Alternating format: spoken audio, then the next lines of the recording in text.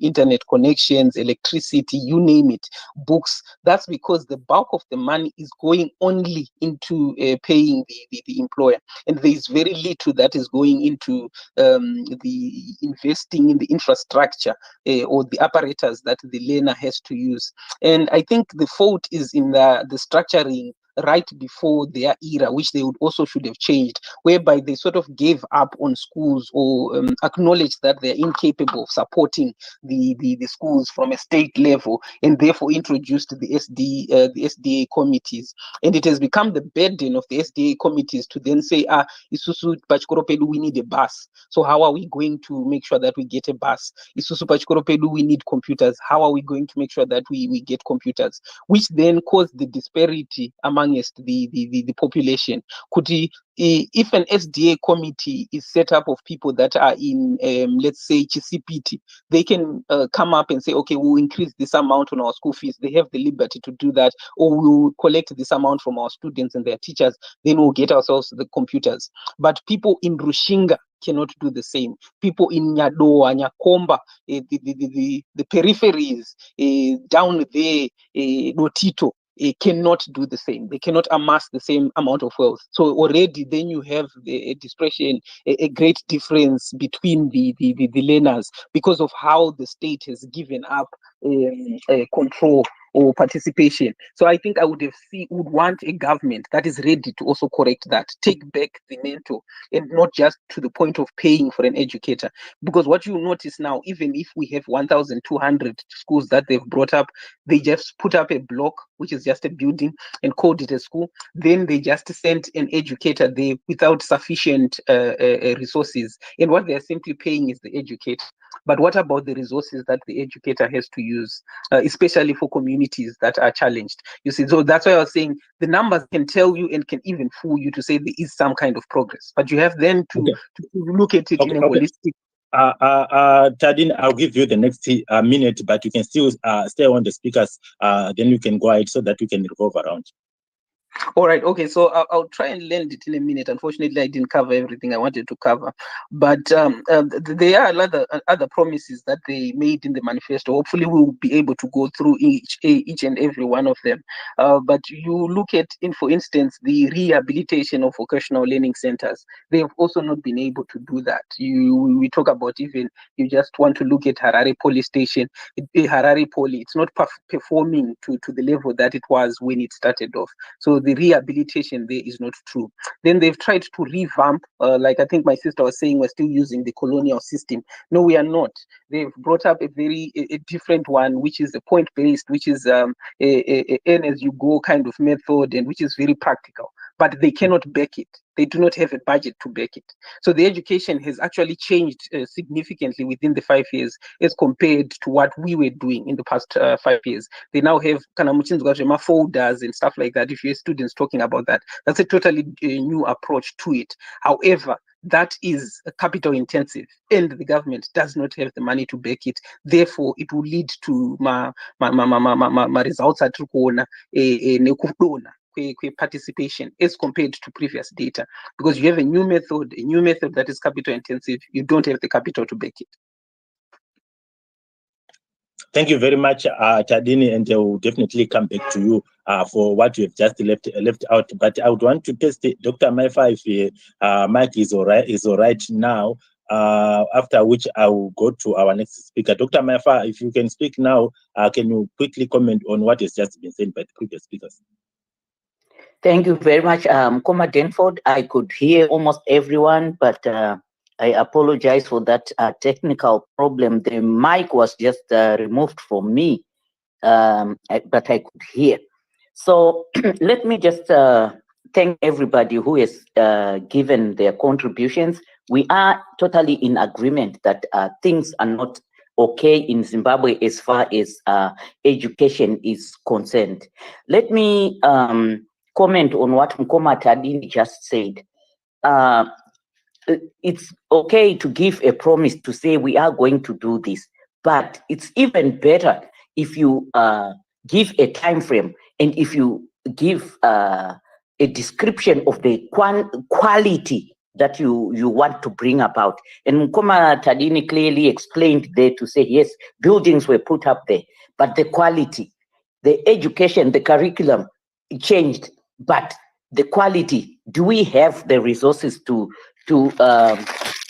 change and maintain the quality that we need? And we should be careful as we discuss. There's a difference between schooling and education, because you can just send kids to school for schooling. Don't go say A, B, C, D, E, E. But if it's real education, it should mold the total being of a person, psychologically, physically, mentally, socially, emotionally, all areas of your life, total transformation. That's what we want as far as education is concerned.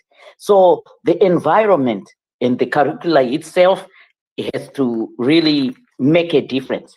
And I want to kindly take you back to the manifesto. First of all, the first thing that captured my mind that I could have mentioned had I not dropped is the title that ZANU-PF gave to its the section that talks about education. That's item 4.7.2. It says restoring our national pride in education. And I think most speakers, including Koma Tadini, have tried to explain about restoration. If you are restoring, you are bringing an improvement. You are bringing at times a complete overhaul for the better. So are we doing that? And then I also want to remind some people who were already having their emotions all over the place on Twitter space, we cannot separate ZANU-PF from the Ministry of Education. The last paragraph on this section of the Manifesto for Education says the ZANU-PF government will continuously review the conditions of service of the teaching profession. So we cannot separate them.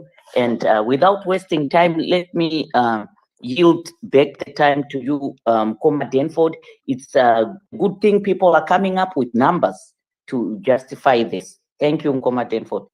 Thank you very much, Dr. Maifa. And as you rightfully talked about the restoration of the teaching profession, I would also have wanted to implore the next speakers to say, in as much as we are talking numbers, in as much as we are talking the curricula, as much as we are talking of these other things, let's also not forget the welfare of those the personnel that is giving the children the so much needed education. We need to talk about their welfare. How are they being remunerated? Because I remember just soon after the 2020 COVID the pandemic, we had a situation in which about half of the Zimbabwean teachers downed tools because they were alleging that they were earning something between 50 to 75 US dollars, and they actually said they wanted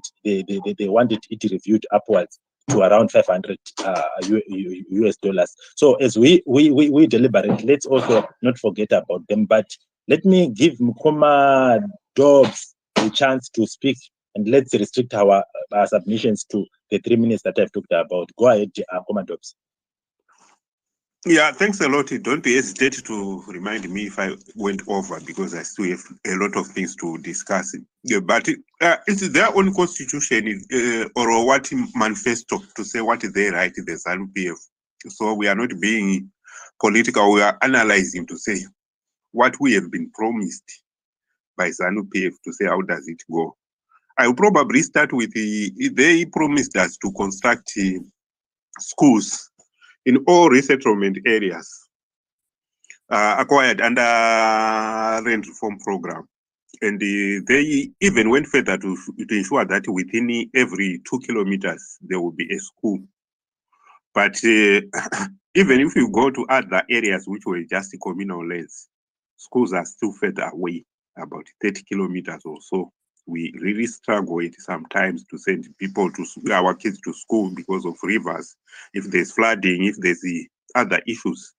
And one have to be probably all that strong of a to travel for those ones, for such a distance. That is one of the issues where we still have to, which need to be really addressed, because it depends on the demographic area to say a school might be even near, but there's no access to it when they, in terms where there's flooding. Then we also have to look, even if we go to higher on, to say on higher education, we understand to say they have promised to say they are going to increase state university through promoting all polytechnics and the vocational training centers to university status. They did not even attempt to do that. We don't know for the reason why. It's up to them.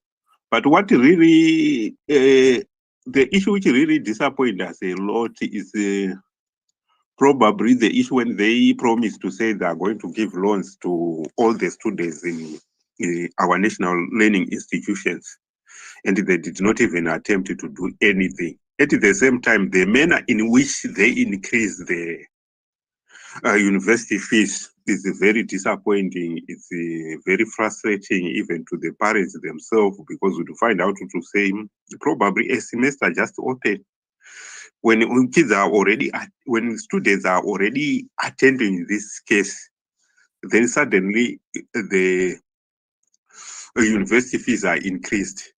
And then even for us parents, we haven't prepared for that. Considering the distance where those students come, even to recall them to say, can you come back home? We haven't budgeted that money for transport. We know how expensive transport is nowadays. Then the other issue which people are not talking about is the consumable, which we wanted to be used in education, and the way how they wanted to change education to say nowadays we are saying them to say they're now teaching IT, but they're teaching it on the blackboard or a green board using just those ordinary chalk. And I tended to, because I started knowing about computer when I was already an adult, but it was difficult with it. I don't understand to say how do they accept those kids to understand what is a computer is and how IT works, and even to go to the extent of the internet and so forth when they are just being taught on the blackboard. But that is what it is, where we need all those improvements to be made. Then going back to their only manifesto, they said we wanted to just graduate our own skills to be used in our own economy, but we don't see that being happening. To say we see them just giving other institutions to bring their own manpower and use their own skills, while ignoring our own graduates. We can see what happens when they were constructing our own parliament, to say, the engineers, the rest of the manpower were just taking this. And we are seeing it happening in those Chinese-owned mines, to say the rest of the manpower are just Chinese, our own graduates. They can't have skills because they're working and using those skills. For the sake of time, back to you, Wost.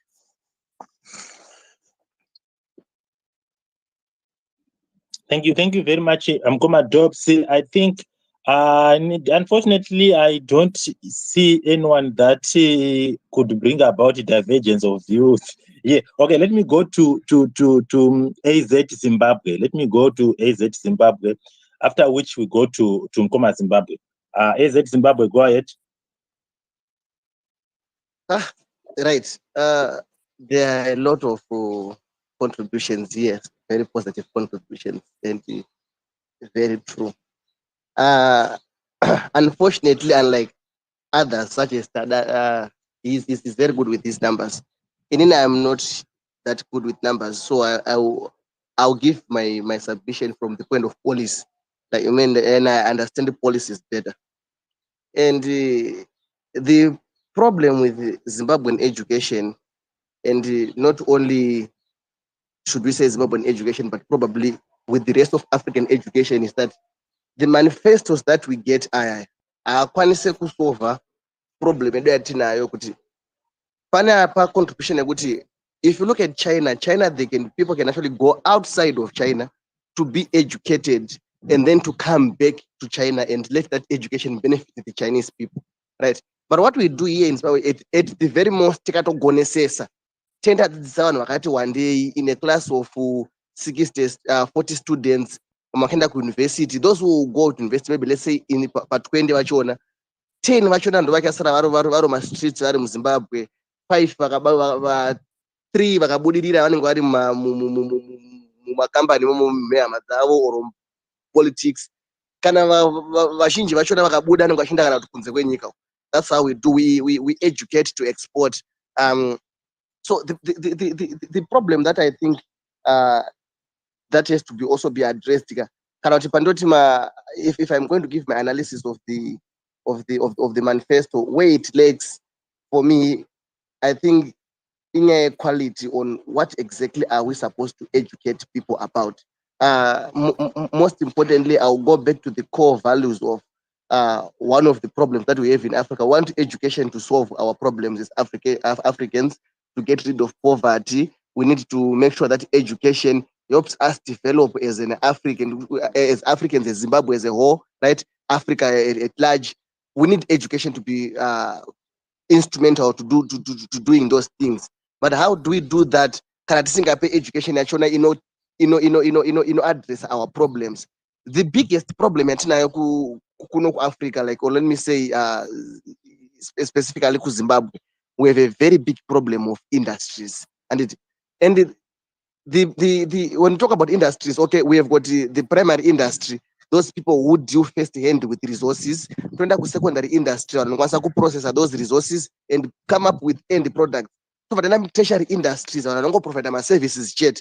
In Zimbabwe, we are very good at educating people. Sometimes the primary industry, yes, and then mostly we educate people to tertiary industries. These are people who provide the service of teaching, the service of medical treatments, and my doctors, yeah, some my lawyers, right? We have got people under accounting. But the problem with these things, these people will never, ever at all improve Zimbabwe. Kana musina the secondary industry, because what happens is the primary goal, the primary source of money for the tertiary industry is to just wait for someone to get sick, to get treatment, is to wait for someone to commit a crime or to be accused of a crime so they can come looking for a lawyer, or it is to just simply wait for someone to want an accountant. So Mariama tertiary industries, we get that money from sucking at a cow that is already making its own milk. We just have got people who are waiting to suck, and we are making more people who are waiting to suck. So what happens is that that's where they can get maybe that's where they may be able to have more people who can pay for the services that they are providing. So education or go number one, or what I would be expecting to see in manifesto, or my complaint in that manifesto, and something that I've never seen these politicians trying to fix, is an issue of making sure that education is irrelevant to what we want as Zimbabweans, especially industries. That is a very big problem in Zimbabwe. We are not use it. You see my accountants and the number of my lawyers, and most of those courses, if you see most of them and the number of the students that they recruit, and satisfy either the primary industry or satisfy the tertiary industry. Secondary industry, it's just a bit. So Zimbabwe, as you learned now, I would want you, if you've got the idea about what has been said by Tadini about the building of schools, do you agree with what was said by Tadini to say the government of Zimbabwe built 1,200 schools within such a period of time? If you've got that idea, and even those who would want to come up would want us to be elaborative on that, in the next minute, please, if you can say that. Okay, building of schools, the statistics, I don't find anything very difficult to believe about building about 1,000 schools. Malawi alone here, last year, I think it was from August up to December, it built about 2,000 schools. Of course, country donor funded, of course, but it happened. So, and my problem, or where I was actually specifically pointing, is you can build as million schools, right? But if they don't solve the problems which Africa has or Zimbabwe has, or okay, you know, you can even look at the general setup education system. It is so based in English, but that does not help us as Zimbabweans to actually learn better. Because Russia, the first thing that they do is, if there is a new concept or a new scientific whatever it is to translate it to Russian to their local Russian languages, so that they can teach it better to their kids and contextualize it to my textbooks in their own language. What in my universities, you have to learn their own language. So okay, thank you very much. Zimbabwe, I would want to implore you to stay there. I see you've got so much of content, but for the sake of everybody speaking, let's just give just a moment. I'll give you another chance. Don't worry, we still have a lot of time here. Let's see from Zimbabwe. After Zimbabwe, we go to Nkoma Smarters, and then Nkoma Champion. Mine is a rebuttal. Mine is a rebuttal, Danford. Just a rebuttal. It's I don't think I will need more than a minute for my rebut.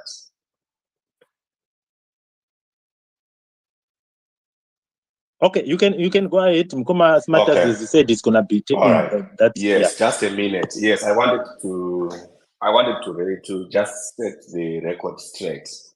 The information that we have from the budget, from the literature that's available, from the Ministry of Finance, does not support the lie that ZANU-PF government has built 800 schools, 900 schools, or 1,200 schools. So that's a lie which needs to be dismissed, right? If you look at the numbers that we have, you look at the budget from projects, various government projects, the maximum that you can give to this ZANU-PF, government in terms of schools, the maximum cannot exceed 50. And I say this for these reasons, right? If you were to look at the target, ZANU-PF target for 2,000 schools, and break it down into some numbers per year, they would need to build 400 schools per year, okay? But now, if you're going to go back to 2018, 2019, 2020, right? According to the information that has been presented by Ministry of Finance, right? They have not built more than 20 schools in those 3 years. Then 2020, I know we had COVID, so no such projects happened in Zimbabwe during the COVID time, right? Even if you were to give them the benefit of doubt, there was no way that they were going to build 200 schools, during that, COVID period.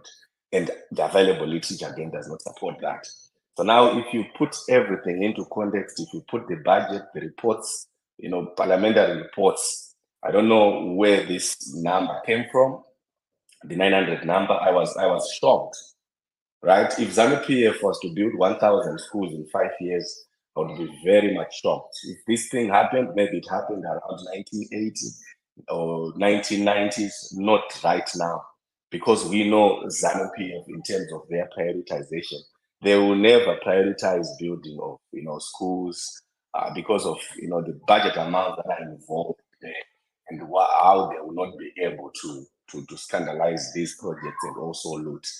Then lastly, as I learned, Jenford, when you look at the school budget, okay, don't confuse a budget for the Ministry of Secondary and Primary Education with that of the Public Service Commission.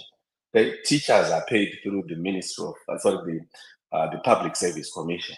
So when you look at their budget, you need to analyze it from that point of view.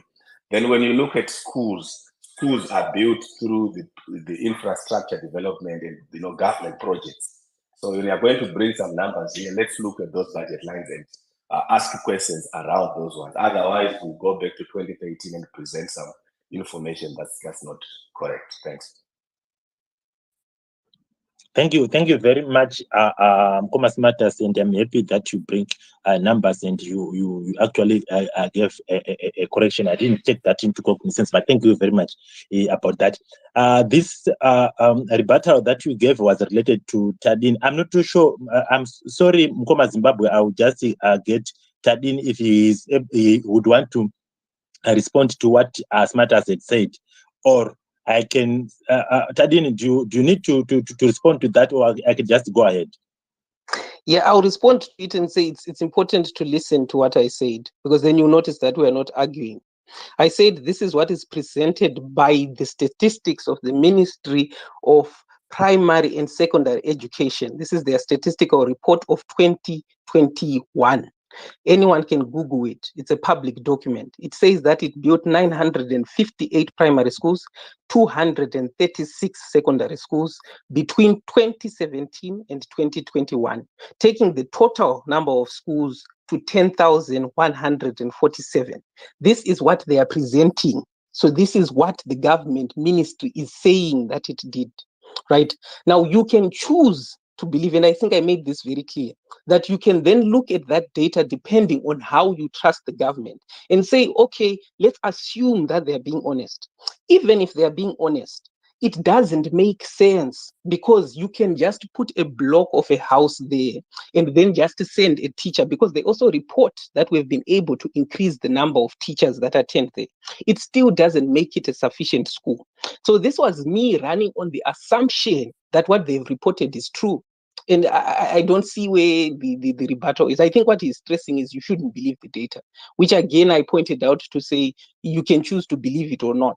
However, to me, even if that's the number they present, it does not speak to success or them fulfilling their mandate or their promise that they had set out in their constitution, because now we have to assess the quality of that school that we're talking about. We have to assess the quality of the educator. We also have to assess the environment and the apparatus that the learner is using, and whether we have sufficient money to cover that and to be able to support the type of education that we want and that we're talking about. So we are speaking about data that is available, and then what Smarters is speaking about is an analysis to dispute the data that has been presented by one ministry. You see, to say it does not make sense, but that is data that has been presented. The same way I can start to dispute the statistics that is being given by the Statistical Board of Zimbabwe in terms of our population. I can also dispute it and say that this institution is not trusted in terms of how it reports. But I don't see where we are disagreeing. That's why I said when I'm speaking, understand that I am not supporting ZANU-PF or not supporting it. I am simply talking about what has been presented and what then that means when we start to assess it. So if we were to go with the 1,200, they haven't met their mandate. They haven't met their mandate. They haven't met the quality, and they cannot deliver in terms of the education plan that they have set out. That's why I even pointed out to say they have changed. We have a different approach that they're using, but they don't have the money to fund that approach because it is demanding. So I think sometimes we might think that we're arguing when we're not. The argument would be whether they reported as true or false. I think, and that's the assessment that I'm getting from what I'm saying, to say it doesn't make sense when you now bring in the performance of the other ministries in comparison to that particular ministry. Okay, thank you, Tadini, and Smarters. I'm only going to give you 1.5 minutes because we are likely going to be having a back and forth thing. You see, I'll give you 1.5 minutes to respond to that, and then we'll go to Mkoma Zimbabwe. Okay, thank you so much. You know what? Apologies. Yeah. Apologies, host. Apologies, Dr. Smarters. Mkoma Denford, we have Dr. Takavafira in the space. I invited him to be a speaker, but maybe my invitation did not go through. So maybe after Smarters, you could introduce him and we move on from there. Dr. Ajo, please accept the invitation to speak. Okay, thank you very much, Dr. Maifa, and Mkoma Smarters. Go Okay, ahead. thanks so much. All right. I have got so much respect for Tadini as a researcher, okay?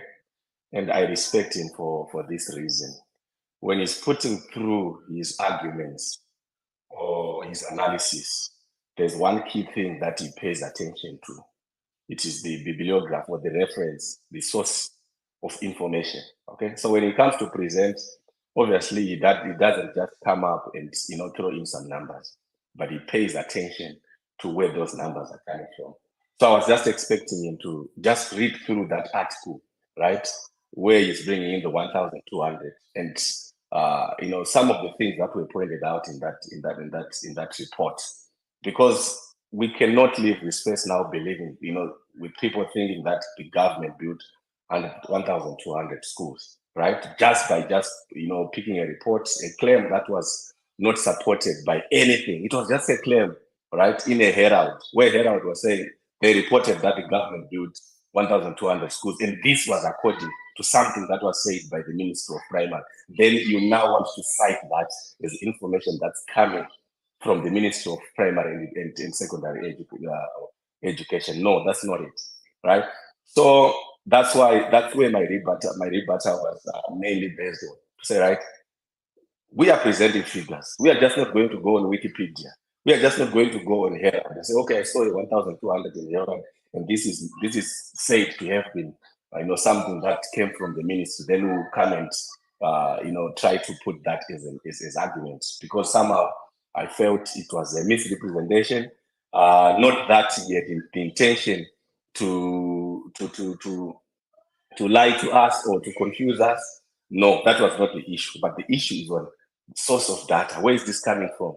How was it structured in the Herald? Okay, just like someone coming to say free education by 2018. Then you come through and say, according to Ministry of Education, free education was introduced in 2018, right? We need to look at this article, look at the sources of data, look at the breakdown. Say if they were to build 1,200 schools, as per their claim, right? Let's look at the breakdown, right? When were these schools built? Who is saying this? It's Herald.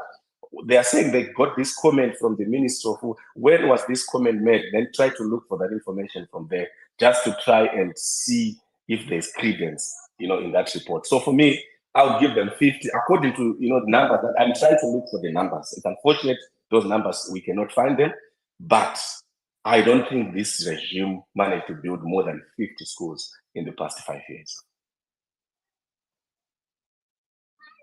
Thank you very much, Mkomas Matters. And if you, I know Kwamuru kwa matomuka kwa unorara. So can you just stay on the speakers and then I personally have got a number of questions that I would want you to articulate to. As we are waiting for Dr. Takava Fira Jo to come, I've sent him a request to speak. Can you kindly accept that? But as we wait for you to come up here, let's have Zimbabwe speak, after which you go on to Mkoma Champion and then Mkoma Jabulo. Go ahead, Zimbabwe. Hello, Magadini Nico. Thank you very much, host, for the space. Co-host, Dr. Maifa, Tadini, Smarters Champion, Jabulo, Nicola. Thank you very much and Zimbabwe Atmosphere. I'd like to thank all the listeners as well. One of the challenges that I have and the things that I always do, just going by the back and forth that has been between Smarters and Tadini, is I always ask myself, whenever I pick up a newspaper or a document, I ask myself, is what I'm getting from this document, is it kosher? Yeah. Now, for me, the things that I get from Zimbabwe government, 99.9% of those things, for me, I'm talking about for me, it's as good as toilet paper if it's in a document. I'll just use it. That's where I'll use it. Sadly, this is where we are now. You see, the biggest mistake that is happening when it comes to education for me is that the aspirations of a government or a political party, when written in a manifesto, one can actually look at them and say, right, they want to achieve this. Okay. Have you done this in the past? okay, this is what they've done. What are they going to do next? Now, judging by the last 5 years, it's a failure, total zero. There's no point believing them at all when it comes to education. Teachers have been beaten thoroughly, abducted, tortured, just for asking for a decent pay rise so that they can be able to look after children of Zimbabwe who are going to end up hopefully being able to speak in spaces like what we are doing today. These are the people who are going to be inventing the gadgets that we are going to be using tomorrow. The doctors, nurses, who are going to be looking after Zimbabwean citizens as they are being born and as we get old into our geriatric age. The same people that are going to be breeding politicians too and teaching politicians right from wrong and morals are turned into enemies of the state just for asking for a decent pay packet so that they can do their job properly. Not so that they can show off, no. So that they can fend for their families, so that they can be able to teach children in the classroom. Not in extra lessons, in the classroom.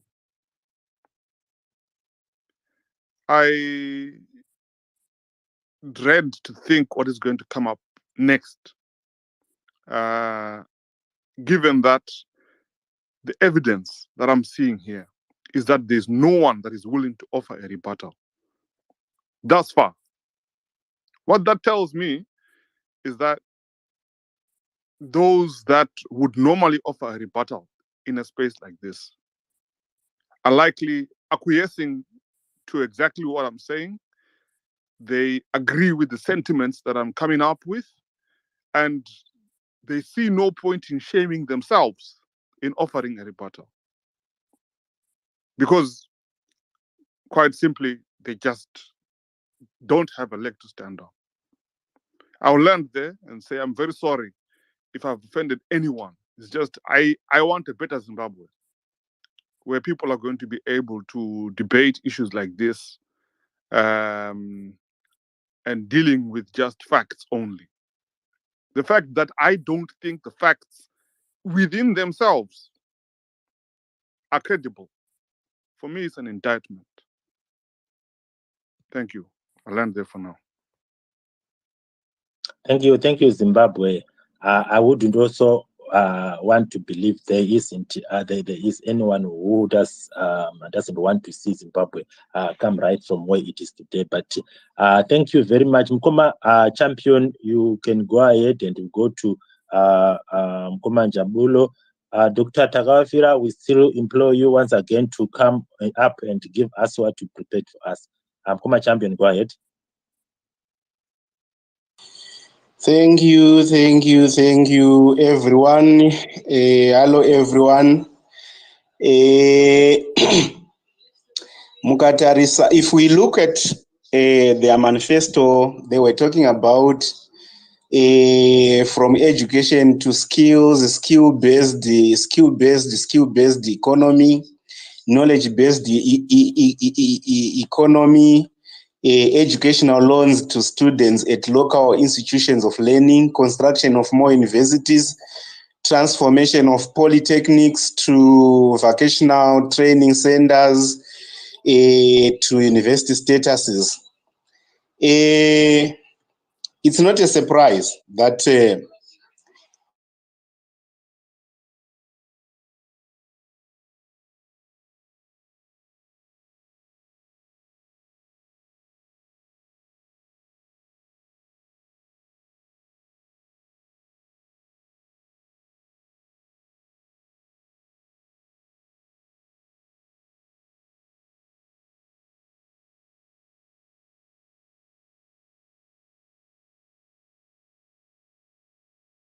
know that by then teachers were happy to have such a pay. But now teachers are like, what is now happening, to be honest with you, is that teachers now are organizing secret lessons to students whose parents want their learners to learn. They are now booking for all these at home. Just come at home, we'll do something. That's what is there. So yes, of course, we may point out 1, 2, 3 as factual and whatsoever, but to be honest, what I really know is that my teachers at one point asked kuora. My educational loans, akapedzera nguva yedu isusu, I think that was 2005. Handiziva hangu maybe after, if there is any other facility, but there is nothing. Because the time yatata ma3rd year isusu, panga pakutaurwa nyaya yebonding yokuti ukapuwa loan unofanira kushandira hurumende for 3 years and whatsoever, which was against some of us what we wanted, because isusu taingoda kungotoqualifya zvedu totosiyawo, because zvazvisina chimiro. Saka kuti titaure zvedu kuti manifesto iyi pane chakahwiniwa, inini hangu handidi kuti nditore nguva yakareba. Ndongotaura hangu tsumo yangu yandoda kungosiya ndataurira vanhu vese vari panapa, kuti kana zviri sezvizvi tinongoti totenda yavira shambakodzi yedemhe, toonana hedu.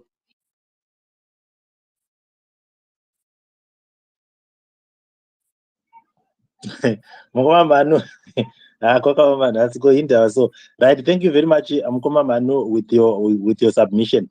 Dr. Maifa, do you have got anything to talk about? Then to Pam Komajabulo Mkanokta. Thank you very much, Mkoma Denford. Thank you, Dr. Smarters. Thank you, Mkoma Tadini again, and thank you, Zimbabwe and Mkoma Champion, for your submissions. I want to totally agree with Mkoma Zimbabwe to say, while we want to deliberate issues based on data or based on information, we should be able to sift through the information so that we don't disseminate other people's opinions that are not facts, because it doesn't help us.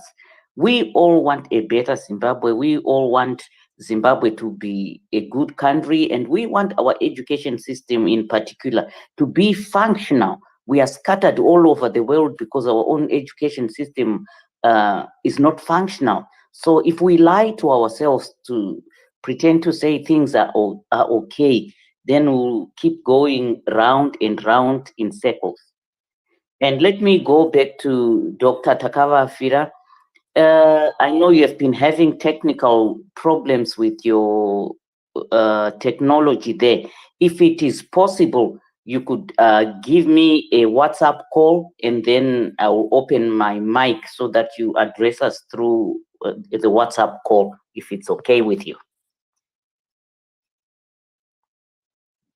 All right, I think that would be ideal. Thank you very much, Dr. Maifa, and I also wanted to question Dr. Jo about events. Yes, we are talking about budgets, we are talking about numbers, we are talking about curriculum, and so on and so on. But pane nyaya dzinotinetsa dzinonyakitika, especially pam representation ya vana zvo ma progressive teachers union kwavo, kuti in particular in rural areas, we are talking about education.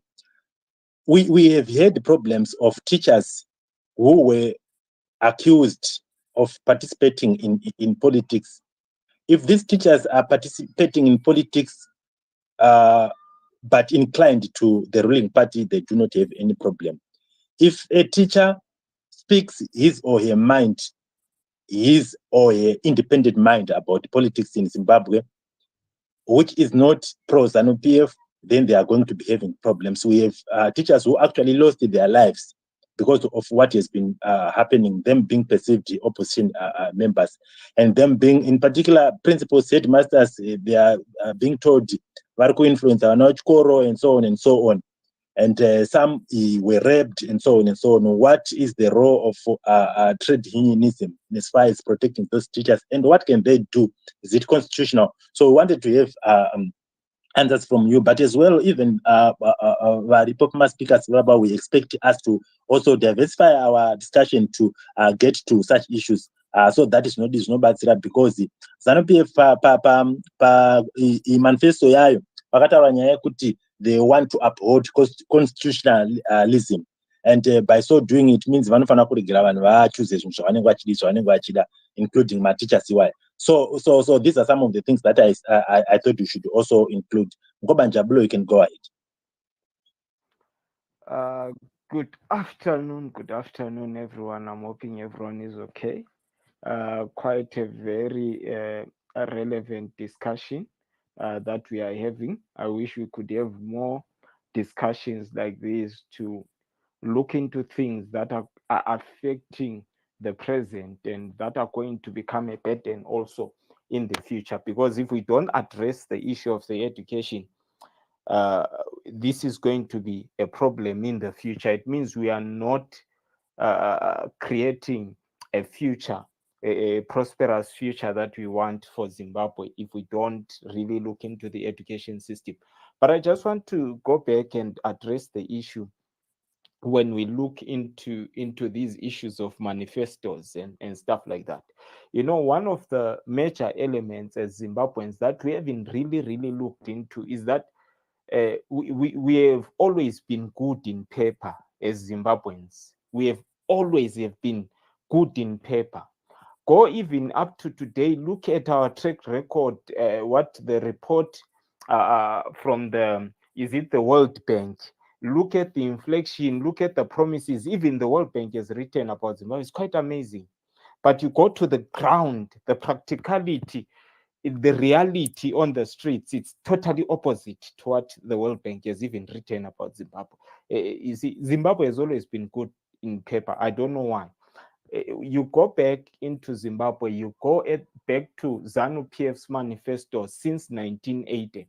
Man, Zimbabwe should be a paradise by now. Zimbabwe could even be compared to heaven if all the things that are written in those manifestos, just half of it, if it was done and fulfilled, I tell you, Zimbabwe was going to be heaven. But the reality is that Zimbabwe has lacked leadership. It has good ideologists, it has good people that can sit down and plan and write and decorate and design manifestos, but it doesn't have people that implement those ideas once they are written. You come into the education system, we have a very irrelevant education system that does not even answer the question of the present and the question of the future. This is the reason why we are crying about unemployment. We are not crying because of unemployment because the economy is not working. It's because we have produced people that became redundant, that could not function in the modern economy, and we continue to do the same thing. We continue to produce the same kind of people that are not going to be functional in this type of economy that Zimbabwe is in. This is why we are in crisis as a people. We have more educated people that are even irrelevant in their own country that become functional once they leave their own country. We have like right now, we what does Zimbabwe need? And what Zimbabwe need, we could have had an education system that was supposed to address the future so that people are prepared for the future. We are going to fourth industrialization. We're still struggling with electricity. We are not producing, rushing to say, can we have guys that are going to learn even robotics, machinery, what to prepare for the fourth industrialization? We are not even quizzing or questioning the government why we are not expanding our horizon in that direction, so that when the future starts happening, we are prepared and we are well equipped to function in that future. Right now, Zimbabwe is not well equipped to even produce enough power for itself, not for other, for itself as a nation, because we didn't produce enough or educate enough people to address the issue of electricity. We didn't produce enough people that were going to address the issue of engineering. That's why we have water issues in certain places. So the thing that we should be looking at, or that we should be questioning the government about when we look into education, is the education system in Zimbabwe relevant? I was listening to this guy. He was speaking about comparing Africa and other countries. He said, you go to Germany, a student in a secondary school, they are already being taught mining. Why are they being taught mining when in their own country they are not even any mines? And these are the same people that leave their own countries and come to Africa and answer the question when it comes to mining that we ourselves have not prepared ourselves to answer, because you find that most of our major mines are being run by outsiders, are run by British, are run by the South Africans, are run by the Chinese. The very few mines are being run by even our own people. Why is that so? We have not prepared or educated or prepared our kids to go into that direction. Yet mining accounts for a quarter of the economy in Zimbabwe. How do we continue to say we are educating people when we are not giving them relevant education? Because the primary purpose, guys, of education is not literacy. It's not. It's empowerment. That's the primary purpose of education. If you cannot, if you counting to 100 does not pay your bills, it is as good as useless. You don't need to know how to count from 1 to 100 as long as it does not pay your bills at the end of the day. You knowing and you having a PhD or whatever you have, if that thing does not answer the economic and the social status of your life, it is as good as useless. You shouldn't have gone and wasted that money. And remember, guys, you can die with 7 degrees. That does not answer your economic condition. It is as good as useless. You have one life to live, and make that life count, and that life has to be comfortable for you. So education has to empower people and make people relevant and bring solutions to their current problems, and also prepare them for futuristic problems that are going to come.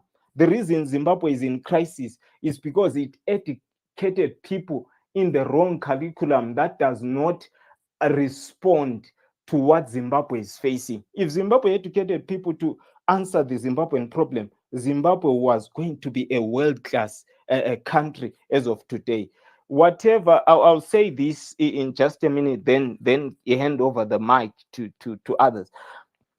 If you read the manifestos, like I said, from 1980 up to today, written by any political party in Zimbabwe, like I've said, you'll find that Zimbabwe should be very, very far than other African countries. But the lack of leadership, and the reason Zimbabwe is where it is not whatever we are debating here. We have lacked leadership that could foresee the future, that when they sit down and write these manifestos towards education, what are the primary elements that Zimbabwe should have addressed? In 2000 or in the 90s, we should have had nuclear engineers being educated in Zimbabwe, preparing them to solve the electricity problem.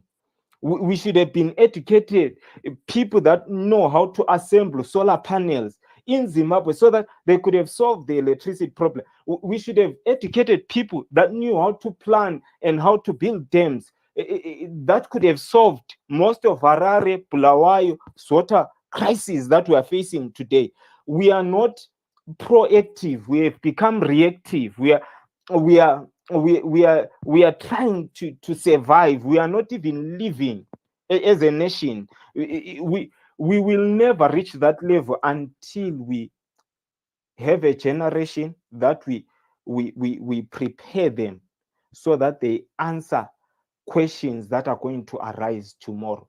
Let me end it here. Thank you so much, Comrade Denford. And I'm sorry for not responding on the topic that is at on top there. Thank you.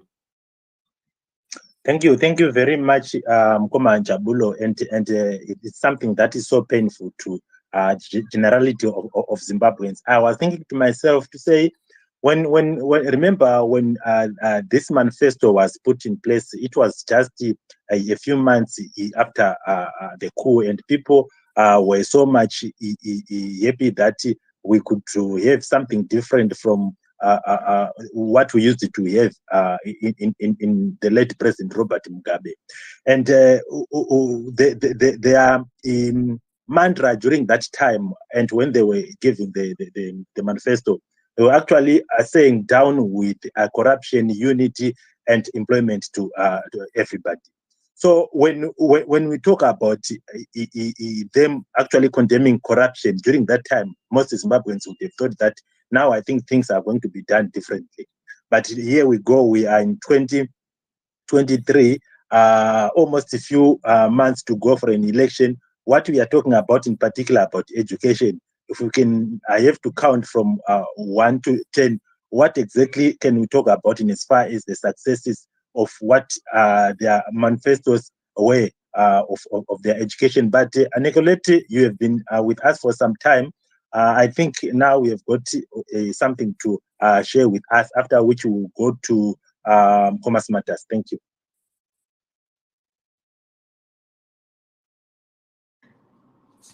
Hi, Denford. Thank you. I was just looking at the budget, at the budget for 2022, and it looks like the education budget that the government has been allocating, has been steadily declining over the years. And in 2022, the budget was actually 13%. The recommended percentage is 20%. So with a decline in the educational budget, it means that obviously the government is doing less than they should.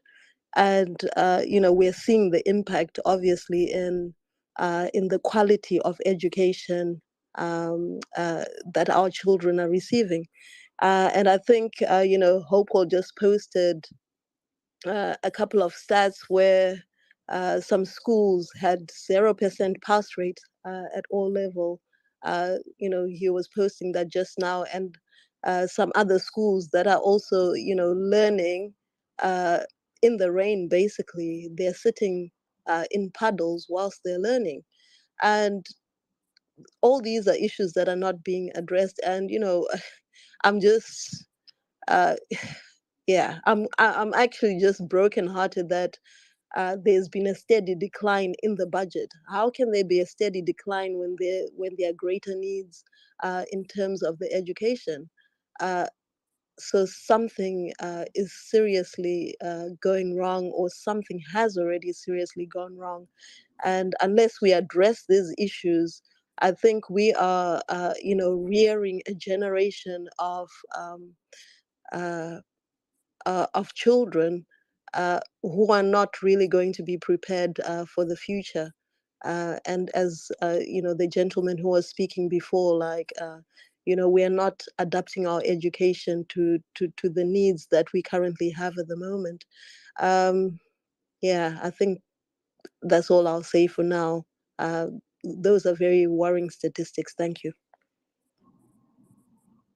Thank you very much, Sister Nicolette. There, Commerce Matters, as you give your submission, I wanted to ask you that when they were giving their manifesto, they actually stressed the fact that they were going to be assisting the most vulnerable children, in particular in the rural areas, through what they called the Basic Education Assistance Module program.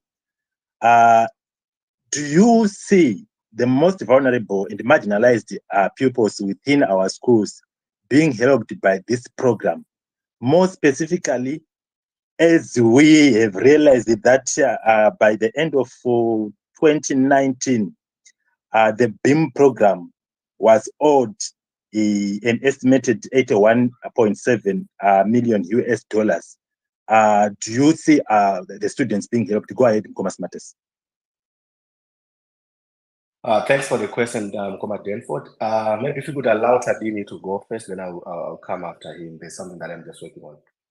So if you could allow Tadini, since I can see his hand is up. Okay. Thanks. Okay. No problem. No problem. I will give you the chance afterwards. Tadini, go ahead. Yeah, I think I would just want to continue with the list of what was promised and where we can evaluate it. Then for the question of the source that we were having with Smarters, and I think also something that Zimbabwe pointed out in terms of whether we really believe the numbers that are coming from the government. I think that's a conversation for another day, where you would say the source of information itself is not trustworthy, yet this is our government. So I think Commerce Matters had thought that I had extracted that data just from the Herald article. So what I went ahead and did was to post all the sources that are available in the websites where you can get them, which are government. So you can get the annual reports from 2018, actually 2016. I put all the links there. 2016, 2018, going upwards.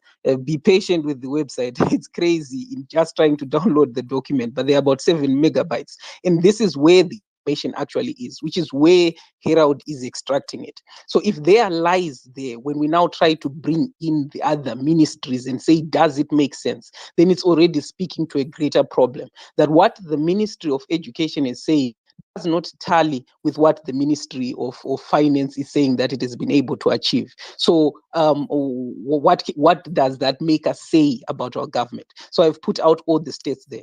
Then I've also gone ahead to put other bodies that we might be able to give a bit of more trust or extend more faith in, such as UNICEF. I've also posted the links to the articles on UNICEF that are speaking to this issue of 2021, the schools that have been built, the and how the government was also trying to handle the whole issue with online learning, or how it failed to, right? And also how the beam system, the beam financial structure has almost but collapsed, right? So I've put the information there, and the reason why I put that information is for us to understand that the sources are actually there, and what they are saying, can we believe it? Now that's I think that's where the difference was, and that's what I was saying. Even if we take to believe, to say, okay, let's say, yes, they did build 1,200 schools. Let's give them the benefit of the doubt. Are the schools of the right quality? Right, there's a difference in building a block, right? Just putting up some bricks, we can do that as a community. A block up. Then also a difference in just sending a teacher there that's underpaid, and then saying, okay, just see what you can do with children there, or putting up 1-2 administration blocks. Then the rest of the people are under a tree. You can come and write down in a book that I've built a school, but does it stay the standards that will actually be able to deliver for Zimbabweans? I think that is the one thing that we have to question. So one, they did not meet the mark of 2,000. Two, even if we're to believe the 1,200, the quality of education is not it. Right, and how, although in the manifesto they do not speak to the quality of education that they'll be providing, but it can be inferred. And hopefully, for the other political parties, people will also speak about what kind of education they're envisioning. And I think that will speak to what my other brother Jabulo was talking about, to say, is the education speaking to the demands, the needs of our country, right? And in just a pushback to that, I think the education, in terms of how it is structured and intended to deliver, would be able to produce the people he was talking about, engineers that can resolve our energy crisis, scientists that can look into it. It can deliver in terms of those requirements, but it is under-resourced for it to be able to do that. So in terms of it being written down, could you know, this is what we want to do, this is what they're going to learn, this is the curriculum, this is the experiment, and this is how we're going to encourage creativity. It is there within the paperwork, but do we have the money to back it? And now this is going back to the budget, which is something that Mkoma Dobbs said, and I think we had a bit of a person who was trying to push back on it. I also put UNICEF and the UNESCO report on that, to say, if you look at it, 73% of the education expenditure goes to the paying the costs of the educators themselves, and only 7 to 10% goes to the investment in infrastructure. Whichever way you look at it, whether you're saying it is coming directly, is being injected into the, for instance, the Ministry of Primary and Secondary, or we're looking at all the broad sources that would bring in the funding that looks specifically to education as a whole in Zimbabwe. Only 73%, which is a large chunk of that, is going to just costs a human resource, right? Before we even talk about investing within such as the apparatus that the learner is going to be using in order for them to be educated. And that again is a problem. How would that speak to a successful government, a government that made a promise? In my own view, I think it still points to them having failed. What they might have managed to do, which they also didn't meet their mark, is to just put up a infrastructure that supports it or stands as a school. Then lastly, we go to the issue that they mentioned in terms of promoting relationships with the industry. We want to have a relationship with industry, encourage industry to be able to take in students and to promote students. What industry are they talking about? Which industry is there that will be able to consume the millions? The number of students that are going into secondary and that are going to tertiary has increased. The reports also talk about that. So what industry is there for you to be able to have that partnership? So now this goes beyond the realm of just the education. It talks about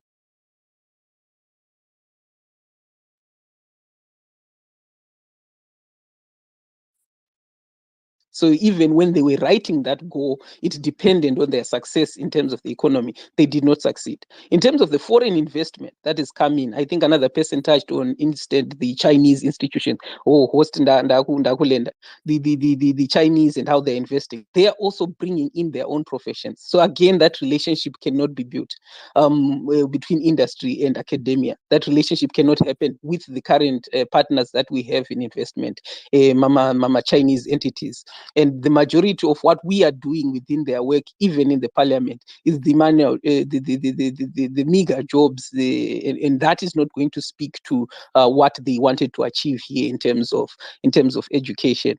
I think and hopefully people will interact with the articles that I put out there, and then look. Okay. Yeah. Thank you very much, Tadini. But before you go, maybe in 30 seconds, when you see what we were promised by ZANU-PF in 2018, and now we are getting to the last months of its being in existence, would you reasonably persuade someone to maintain the status quo, or you as a person, if you were tasked to vote, would you say would want to have a status quo remain, or to move on to something else that can give us better? Please don't ask him that question. I object. I object. Because Dr. Smarters, I was going to pledge the fifth. I shall not say anything that incriminate me, but just for the sake, I will engage you on that one, host. I think when we break down and then someone presents to say, as a government, this is what we want to do for education in the coming up election, the question has to be, how did you fail when you had the means and the resources? And what guarantee do I have that now you are not going to fail? What is it that you have done that's going to change? And I think that's going to be a very difficult question for ZANU-PF to answer, you see. And that is why I speak to the necessity of manifestos within all political parties to say, okay, people are going to be out there shopping. They want to hear different promises or the same promises that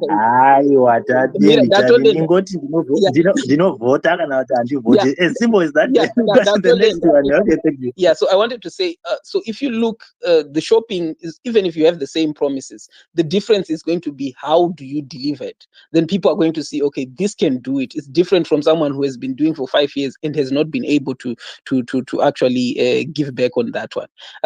Then lastly, just as a joke host, graduate kubva pamukoma kuti ndizoenda pana Dr. Maifa kana kuti Dr. Nyika, ndiye ndaita sei kana kuti Dr. Smarters. But that was just a joke. No, unoisa title as a prefix. It was what the doctor. We are going to be promoting that. But thank you very much, Tadine, for your submission. I'm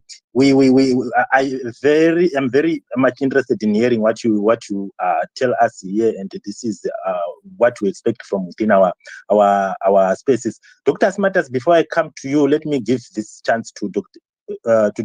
Maifa, then I'll come to you.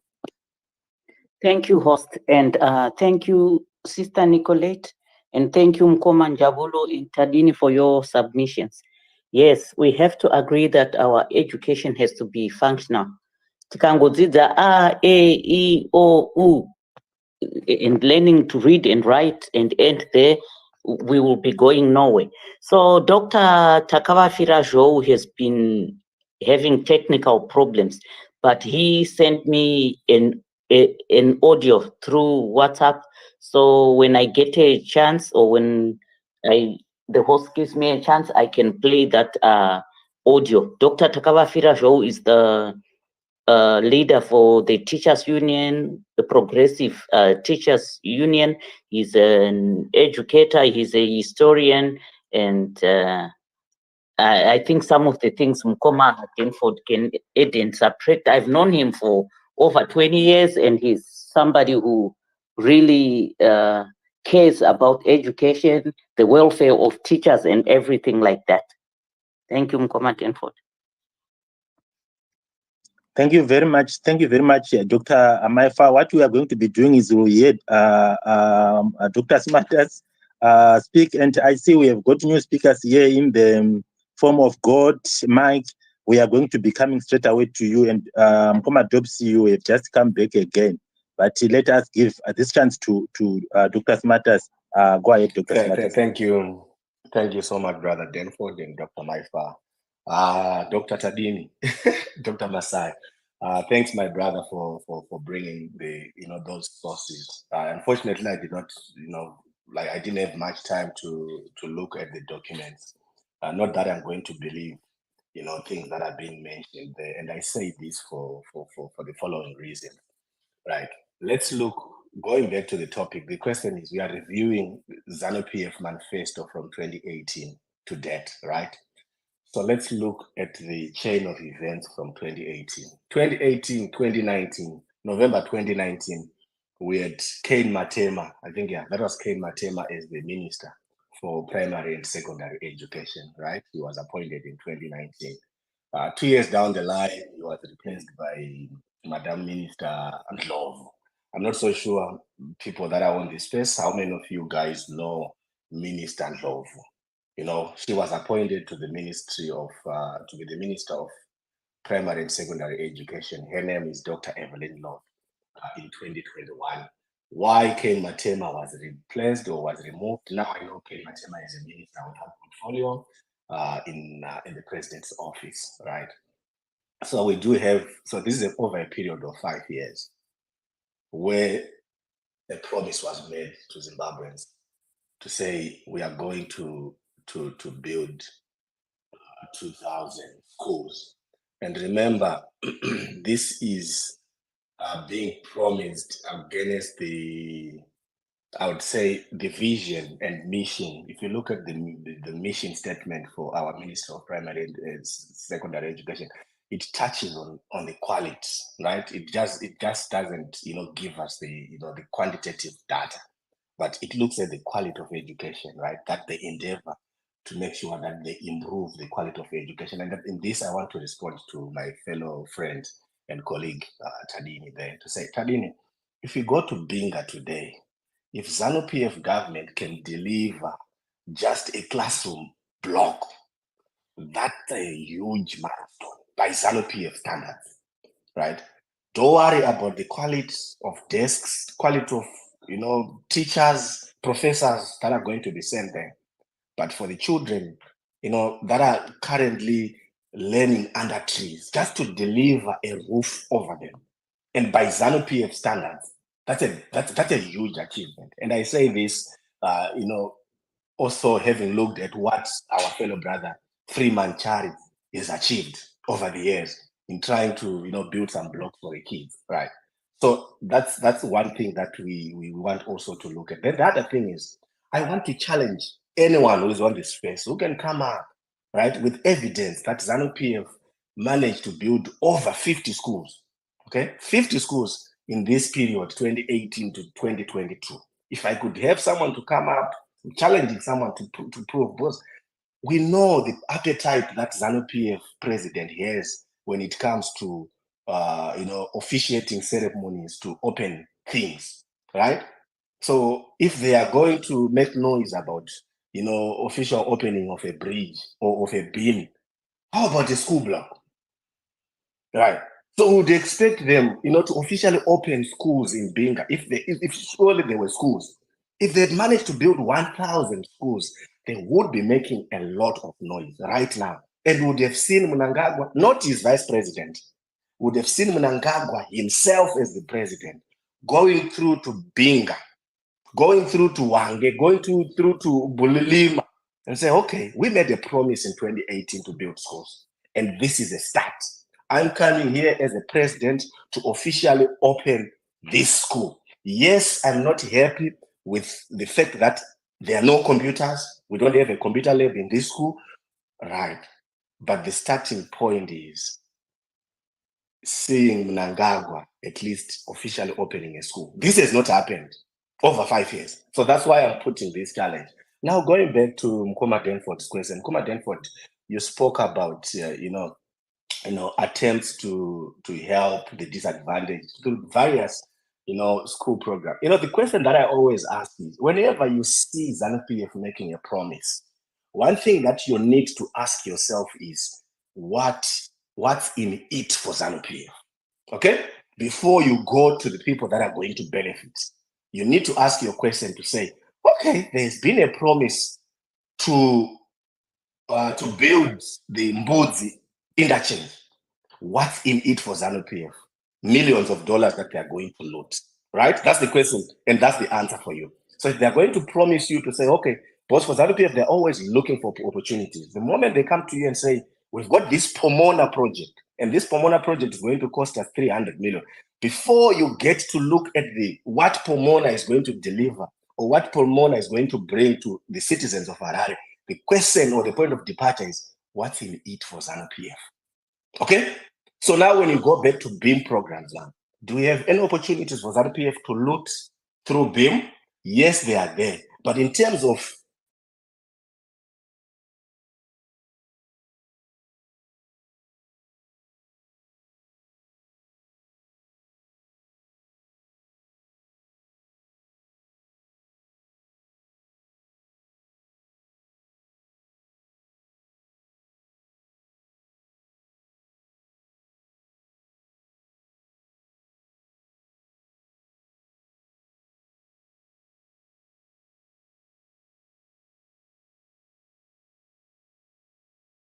they've shown this over the years. They don't care about the disadvantaged. They don't care about our kids. They don't care about pupils, right, who are going to school, who are learning under trees, who are sitting on tree branches. They don't care about that. As long as whatever project doesn't give them opportunity to loot, then just know that ZANU-PF will not waste their time. Again, as I learned, I want to challenge anyone who can come up and show us, at least demonstrate to us that at least ZANU-PF managed to build 50 schools against their promise of 2,000.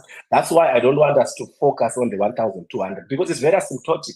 There's no way ZANU-PF they can build 1,200 schools, right? There's no way that they can build 2,000 schools at a rate of 400 schools per year. That's not going to happen with this ZANU-PF, especially when you also look at the budget that's involved. If the budget is around 20 million, 5 million, ZANU-PF would rather focus on multi-million dollar budgets, because they offer greater opportunities for them to loot and also to enrich themselves. Thank you.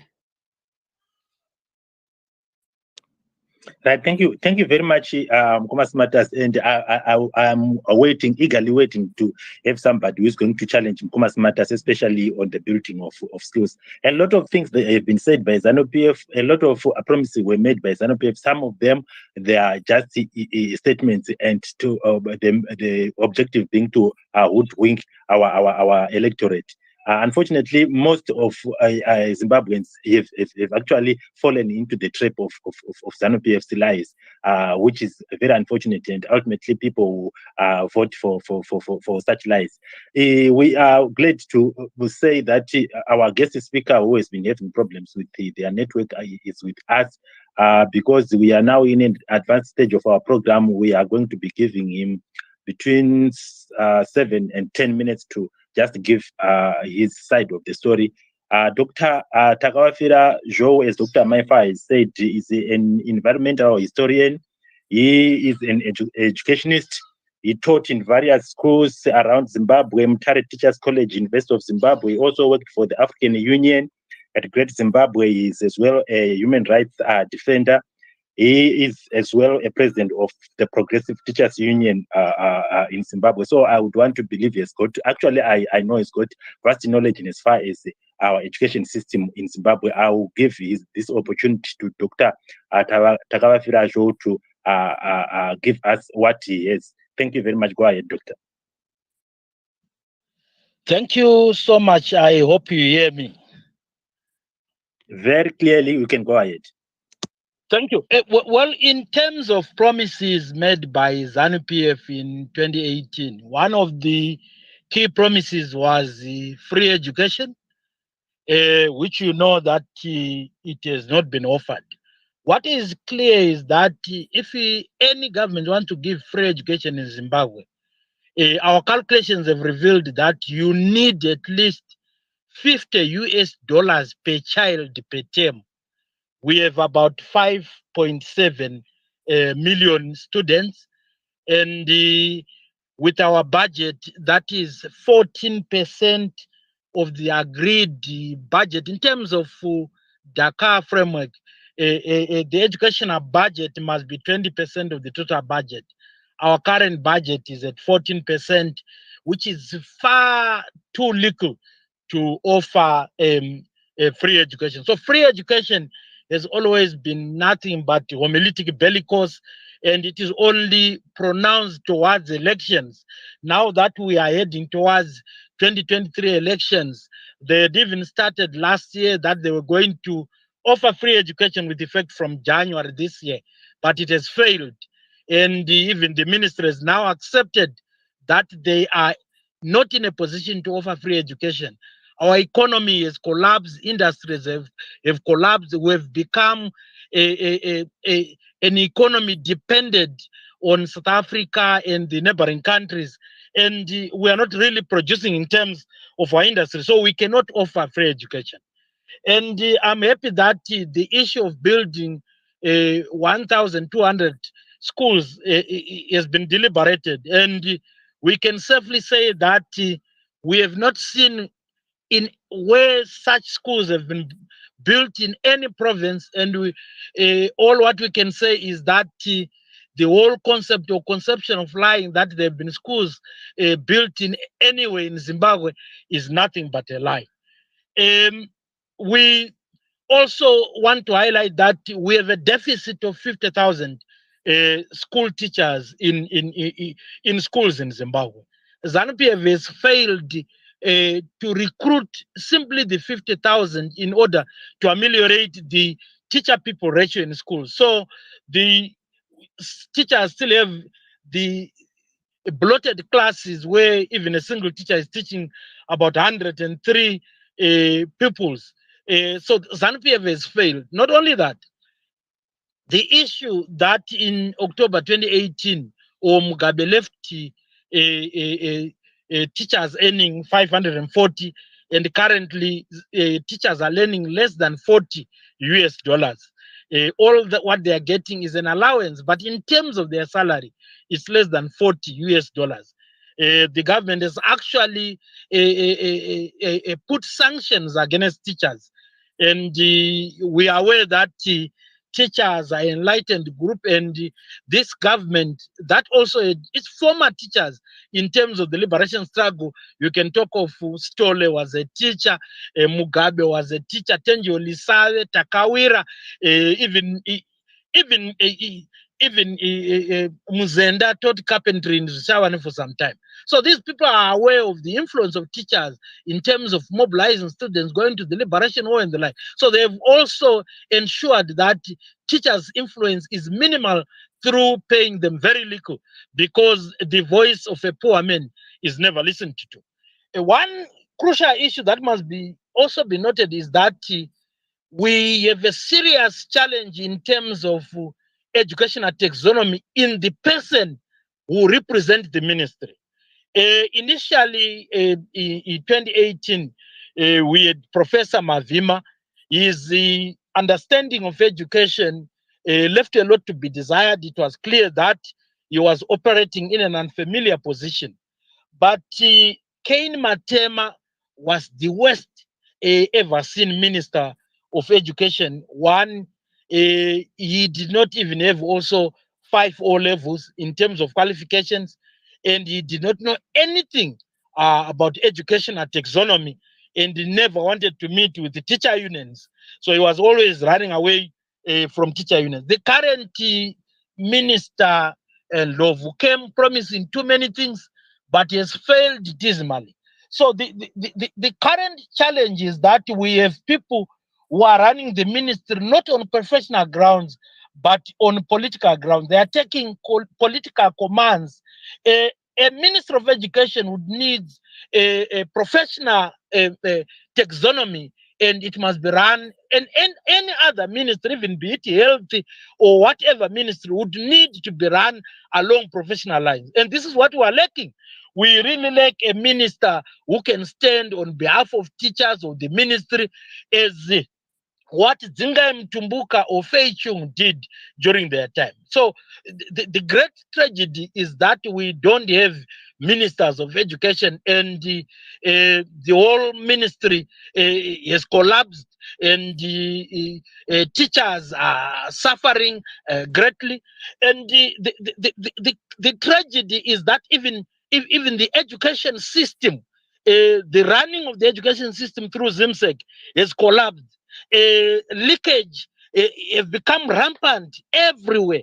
Even the aspect of simply sealing examination papers. So many papers were sent to schools when they were not properly sealed, tempting whoever was transporting the papers to just look through because the papers were open. Several papers were delivered in schools when they were open, and therefore even the examinations for 2022 in particular, all level, leaves a lot to be desired.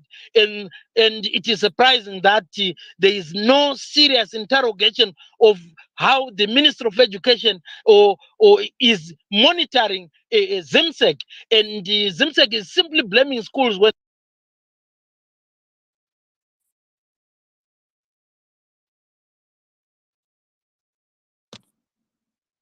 I think we've lost Dr. Takawafira. Dr. Maifa, can you hear him?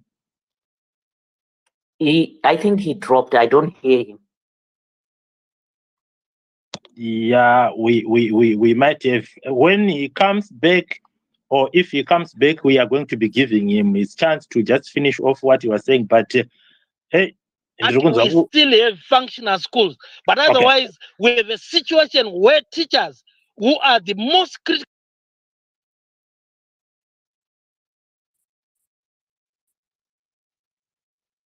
also color is overburdened the teacher, the parents, the students. The concept of blending education or practical and theory is important. Blending theory and practical experience is important. But when the practical experience is irrelevant, then it baffles logic. It's just like ordering a competition for all animals to climb a tree. There are some animals that cannot climb a tree. So as much as the continuous assessment learning areas is important, but it's too much. Apart from that, even if you were to take Alec Machesu, he would fail continuous assessment in music, yet he's a great musical maestro. So we need the continuous assessment aspect to be relevant, and we need education that ensures that we identify the talents of the students. We nurture the students along the lines of their talent. We need functional education, and the students must function beyond the classroom. This is why there are leakages, because we are continuously stressing on producing A's and B's and not necessarily producing skills. So our main appeal as educationists is that we must produce life-saving skills, so that the students that we produce in schools can function beyond the classroom. This is where actually we leave a lot to be desired. And those who are manning the ministry in terms of ministry officials, in terms of Minister of Education, must also have educational taxonomy and must listen to professional advice rather than political advice. We must run the education system through professional advice and build infrastructure development in schools so that our students learn under proper shelter rather than to learn through little more than hovels in most of these schools. So fundamentally, we need a broad paradigm shift in our education system towards skills development rather than merely theoretical framework that would not help us. Thank you for this submission. Thank you very much, Dr. Jo. If you are still with us, I think I've got just 2 or 3 questions which I'm going to give you at the same time. And maybe amongst the speakers, there could be some who could want to ask questions. We are going to ask you 1 question each, and then we can relieve him. My questions to, can you hear me, Doctor? Yes, I can hear you. Yes, thank you very much. My question to you is, we have realized that now classes accommodating up to 63 people per teacher. What would be the standard number of students which a teacher should accommodate, or a classroom has to accommodate? That's the first question. Then the number of attending school children has dropped from 85%. That is, in as much as it's nothing to do with the Second Republic, but it's broadly about ZANU-PF. From 2007 to 2009, it actually dropped to below 20%, the attendance. The third question is 80% of the country's more than 4.5 million children cannot afford the usual US $5 school fees and levies. How can that be done by our parents? I think these are the questions that I have, if you can answer for me. Thank you. Yeah, let me come back to you. I think the statistics that we have an average of 63 students is an understatement. We have several schools where teachers are teaching over 100 students. So I don't know where the 63 is coming from, but most of the schools, because we are aware that once a teacher resigns or the like, the ministry is not replacing those teachers. On average, now we have more than 70%, 70 students per class. So I don't know where the 63 is coming from, but our statistics is showing that the classes are bloated and the number is more than that. The other questions is in terms of expenditure per child. I'm sorry that the US $5 is too high. We have the expenditure in a number of schools that are at 0, and the whole essence of free education is non-existent, and we are depending on poor parents, where in some of these schools parents cannot afford to pay fees. So I think the tragedy is that we always lie. For example, you have been talking about BIM and the like. The last time the government allocated money for BIM was in 2020. We don't know where this allocation from the donors is going, but I can vouch to you that the last time any BIM fees were allocated to schools was in 2020. 2021, 2022, 2023, these students are going to school, but the government is not paying BIM. We don't know where the money allocated for BIM is going. And the concept of students that are dropping in terms of statistics that you have given, what we have noted that students may drop during the first term. Normally because some students are also assisting their parents either in ensuring that they are scaring birds in some families. If you go to Mwenez and the like, but during the course of second term, most students come back to school. So if you go to Gokwe this season, you may think that school students are not in schools, but after harvesting, a number of students still come back to school. So the whole aspect of decline is not a proper assessment, it's an assessment over a short period that may not take into account that students are coming back during the course of second term. I don't know whether I've not answered any other of your questions. Thank you very much. I'm happy you have answered the questions. I have to go to Dr. Maifa, and anybody who has got a question can show by raising their hands. And before I go to Dr. Maifa, I just want to quickly make an acknowledgement of Wopol's presence here. And Wopol, I thought you would also come up here. I would have wanted to ask the questions to you if you are free, just to come up and then we can ask questions. Dr. Maifa, go ahead.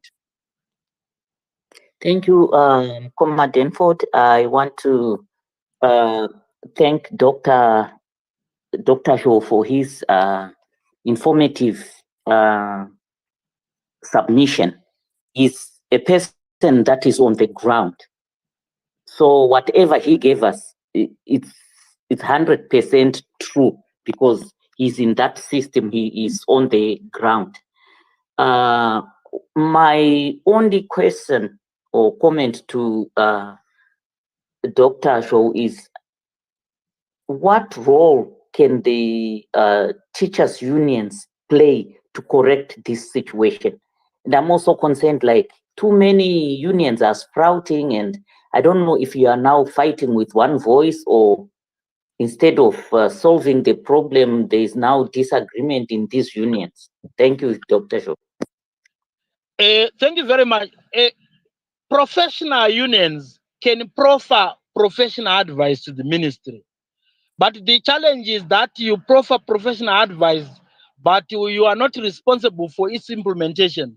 So we have always highlighted on a number of occasions, we have always presented to the ministry as well as even to the president of the country our perception in terms of a thriving educational system in Zimbabwe. But our role is simply giving advice, and the essence of implementation depends on those who have power. It is unfortunate that those who have power may not have ideas, and those who have ideas may not have power.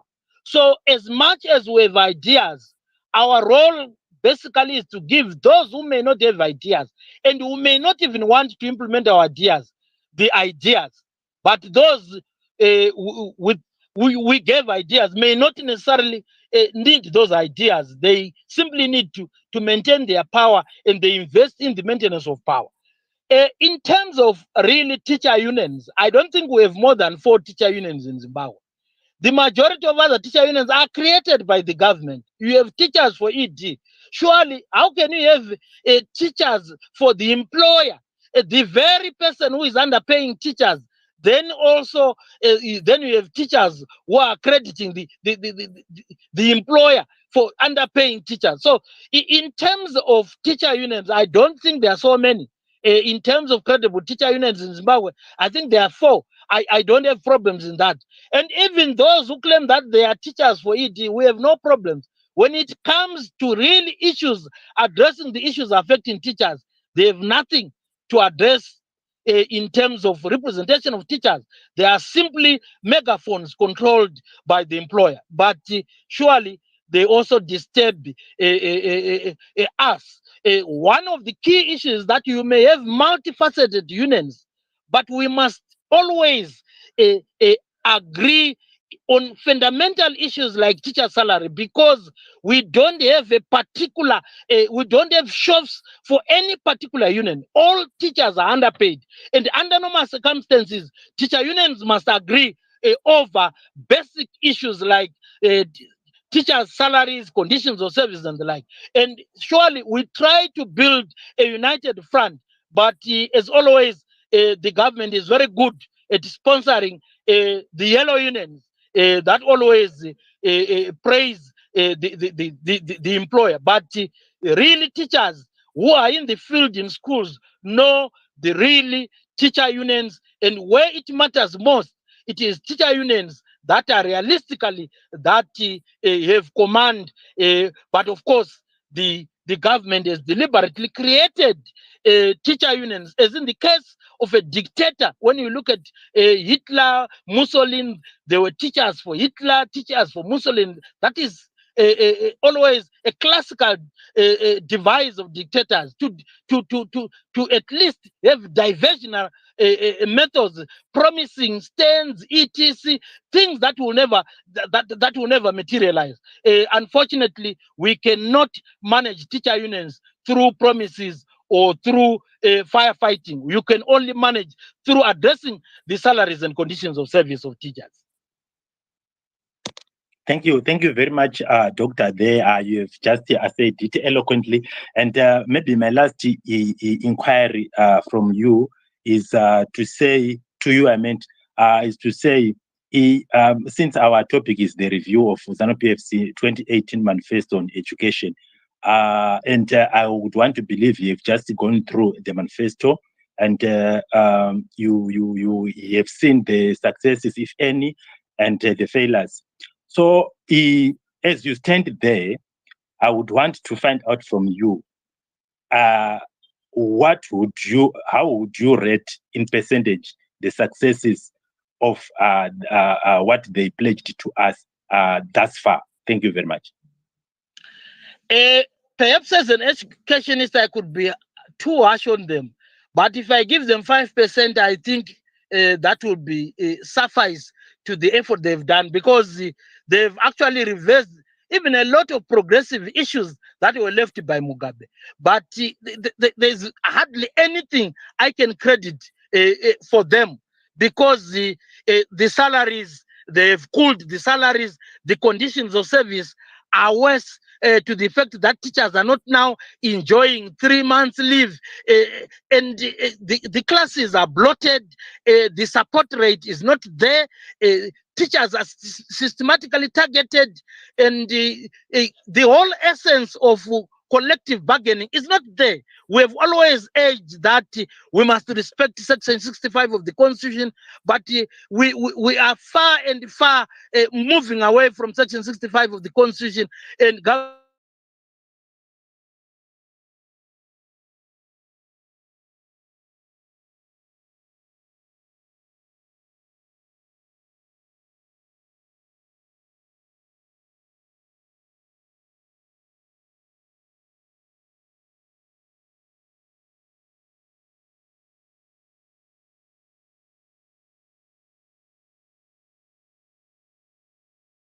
instrument that is archaic, absolute, and moribund. Who was there, but the moment I spoke about the possible coming in of Wopwell, I saw him just disconnecting. I'm not too sure was it by coincidence or it is him who just flew away from the podium. But anyway, let's go ahead to our next speaker being God. We need to give ourselves the time of around, not around, but to be precise, 3 minutes. God, you can go ahead. Thank you very much. I think to dissect the failures of ZANU-PF's manifesto on education, we need to look at the key principles that underline education for any progressive nation or nation that wants to be progressive. We're looking at health and wellness for teachers, students, and all the people that are included in that. We're looking at sports and arts and culture as well, accessibility of it. We're looking at affordability. We're looking at, like the doctor has indicated, leakages of papers. We're looking at really scrutinizing the pass rate. Is it actually a pass rate, or are we just now getting further details as we also get from Ngube? We're looking at the effectiveness of the curriculum and also the infrastructure thereof that we are using, both for teachers and students as well. We also look at IT because now the world is going digital. So we look at IT as well as artificial intelligence, which is playing a center stage. We look at telehealth, quality of teachers, and their training as well. We're looking at the practicals in academics. I think the doctor has also indicated that. And we also look at a holistic approach, exchange programs that aligned with helping students gain more experience and knowledge. This can be locally or internationally. So we have to underline those. And within this, we look at, since it's education, on a spectrum, we look at a primary education as well as higher and tertiary education. So in dissecting this, for me, I would say the gross failures have been within primary and secondary education. I think it's a useless ministry altogether. It's been, like the doctor said, been led by people that also need to be led, and obviously we have failed to have cabinet reshuffle on this, which is very sad. Education, like health, is not a joke, so we need to take it seriously, and I think we've not really given it the necessary attention it deserves, especially post COVID, because children were affected, students were seriously affected.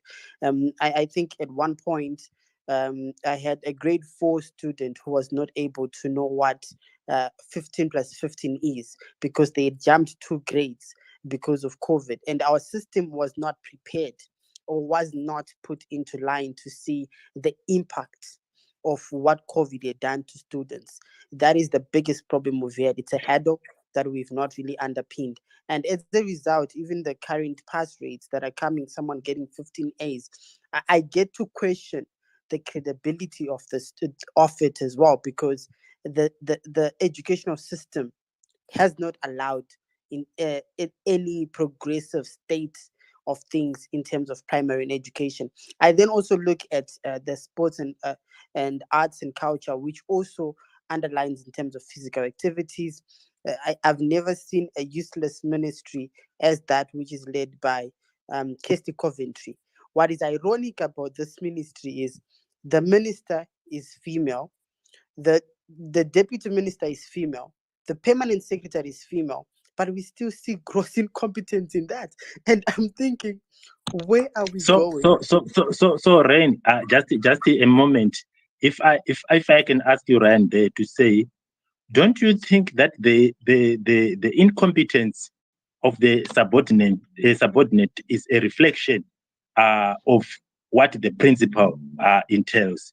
And as you also go on to land, would you make a comparison between the Mugabe administration as far as education is concerned and that one of ED? It is going to be an unfortunate question on your side, because you are likely going to argue that ED hasn't been given enough time to speak Ask to me a do. question and answer for me. Don't ask me a question and answer for me. Allow me to dissect it, if you may. No, that wasn't an answer, brother. Okay, he was just giving context to the question. So allow him But to ask context questions. is Yes, and a no, suggestion. no, it's not a suggestion. Okay, so If let you me could finish. listen to the context, then respond accordingly as the question Okay, is so coming from the let me finish, as I've been given a few more seconds to finish. Okay, go ahead and finish, yeah? Okay, and then I'll answer you. The system in the primary education. No, Ren. I think you are going to do yourself a disservice because you haven't got enough time with you. Please, That's why I unfortunately, said I'm give me going to. 30 seconds to finish. Okay, quickly. Thank you very much. The failures in the primary education are that which is linked to the health and also to the sports, which is led by Kirsty Coventry. However, within the education as a whole, in terms of higher and tertiary education, where we saw it being led by Professor Murira, there's not been a time where the higher and tertiary education has been greater than it has ever been. I think he's one of the most competent ministers Zimbabwe has ever had, and that's to be celebrated. So would you say, I would say the principal has failed? Definitely not. I would say there's an appointee that felt that if I was the principal, I would fire and put someone competent. That's all there is to it. There is greatness in what we've seen in the higher and tertiary education ministry. It's futuristic, it's progressive, it's what gave us artificial intelligence. So they've done really well on the higher and tertiary education, but on the primary education, there's a lot that we need to do. And obviously, if I was to give President Mnangagwa, obviously I will, a second term, I would make sure that he understands that certain people should not be in certain key positions of Thank decision you. making. Thank you very much, Ryan. I'll give you another chance in the next round. We need to finish off with the people that are them. Smarters, I think I'll give you the chance after I have just cleared the new speakers that we have here. We had, I think, okay, Mike. Sorry, host. I just wanted to correct your position here, especially from the previous speaker. I didn't see any need for him to try to bring in the issue of gender. I'm not so sure if it was a dry joke or what, especially with the dismal performance that we are know how to lead children. It was direct, it was deliberate. No. So this dismal performance is just across all the ministries, right? Even those ministries that are being... Where you've got three women leading a ministry and there's failure, come on, man. Denford, are you going to allow this guy to keep on interrupting? No, Ren, just pack and let Smarters speak in less than 2 minutes. He will be done by your miscalculated gender inclusion here. Some comments, Smarters, go ahead. No, that's fine. I think, this like the topic that we are discussing today, it has got nothing to do with gender. So when you look at poor performance, it cuts across each and every ministry, whatever ZANU-PF, you look at any project, you can go involve and go to ZANU-PF, there's just failure, failure that breaks international records. And this has got nothing to do with mothers. This has got nothing to do with women. Yes, we have seen ministries like the Ministry of Finance, where you'll have a male minister, a male permanent secretary who are allegedly or who are referred to as technocrats. But you look at the results, they've all failed. So I felt that was a low blow from him. But knowing, the caliber of people from ZANU-PF, there's no way we can expect, we're expecting something to the contrary. I think you shouldn't be insulting me personally. It's a thought that is realistic. Okay, now we go to our next speaker. Dr. Maifa, do you have got any comment from the previous speakers before we go to Mike, whom will give 2.5 minutes to speak? I want to thank Dr. Smarters for correcting that position. I personally took offense to that because it has nothing to do with gender. Kusaziva, kusagona, whether you are man or woman. So that was a bit off. I hope it was a joke. I don't know. Thank you. And even if it was a joke, sometimes you need to see where we get our jokes towards. We have to speak. We have to have Mark. I'll give you 2.5 minutes. I've got a number of people that are waiting on the queue. Go ahead, Mike. Okay, Mike might have a problem. Hello, hi, I'm here. Thank you very much. Yes. I've been requesting. Thank you very much, our host and Dr. Zoe as well for a very good presentation. And I think this is a very good topic. I've been listening, but I thought I should say something. Anyway, I want to start on the education. Just a little bit of a background. I mean, in the 80s, I can actually attest to the fact that there was quite a lot of Group A schools that was being built by the then government. I think these were inherited from the colonial government, and I was one of the products of those schools. And I can tell you that they were very good schools with very good quality of education. Specific I would like to point out is a school like Ellis Robbins, which was one of the very good schools, well known for rugby and soccer. one of the very best, but right now doesn't even have any more like school grounds. For example, they're being leased to another organization, and the students cannot even access them. Cremon Boys High School does not even have a swimming pool. Prince Edward, I think some people have seen the dormitories and the toilets. It's despicable. So that's not what I'm going to talk about, but I just wanted to highlight the results, all level results of just the ended exams for the students. I've got a sister, a daughter to my sister, who had 8 A's and 1 B. So what surprised me with those results, because I was sending this child to school, what surprised me with those results was the fact that this kid specifically never had any A's at all. Like, okay, they had C's, B's here and there. Maybe if they had an A, it would be 1 or so.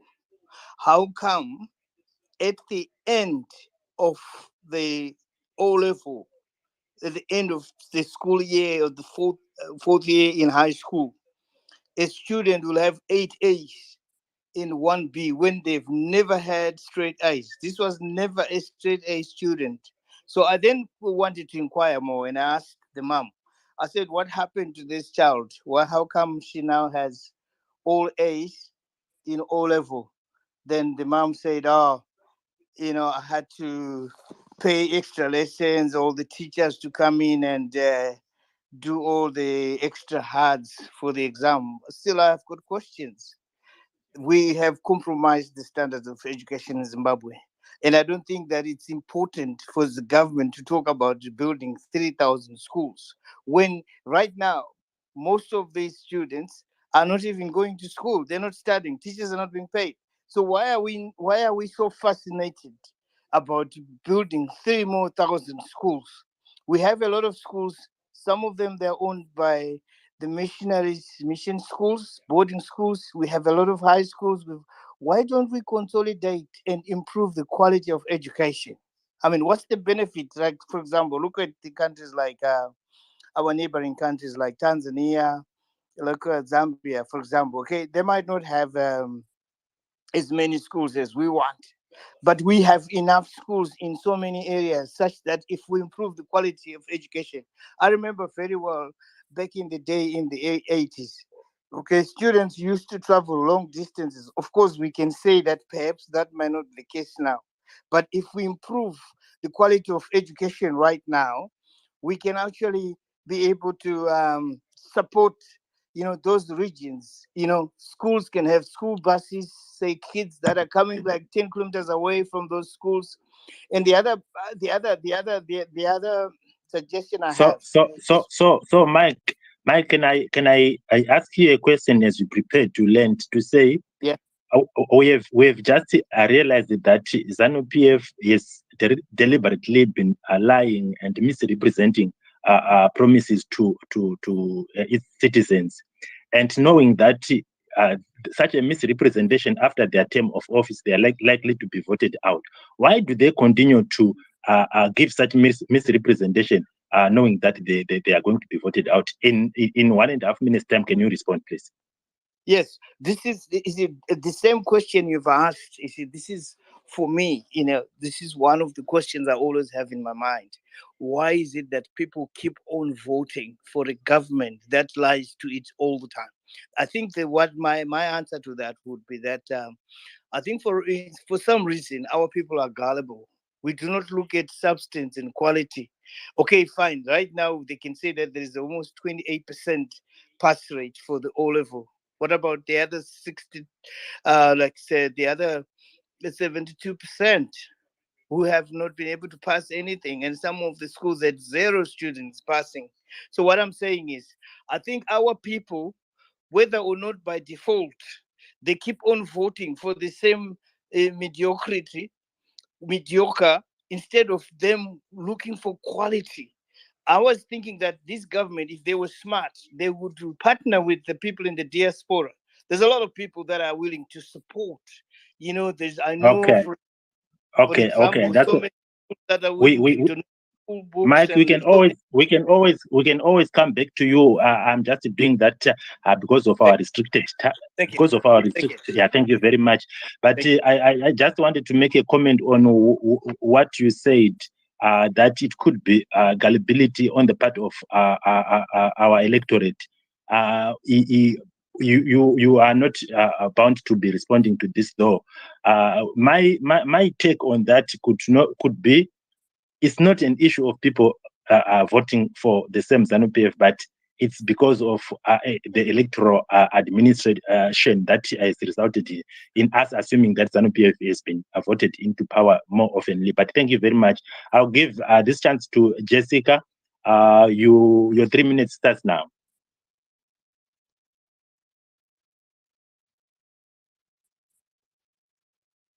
Hi, can you guys hear me? Yes, I can now hear you. Go ahead. Okay, great, thanks. So I just want to express in the most probably in such a jiffy because I need to leave and go somewhere. But what I would have wanted to hear, especially from people that support the ruling party, and with their review of their 2018 manifesto, especially regarding education, is things like, for instance, in 1980, we had so many schools, and then in 2015, we had now another number of schools. And then when you're looking at education, I think we're also gullible people to think that education is just specifically to do with with results, right? So we want to look at grade 7 results, we just want to look at O-level results, we just want to look at A-level results. But in regard, when you're looking at education as a whole, right?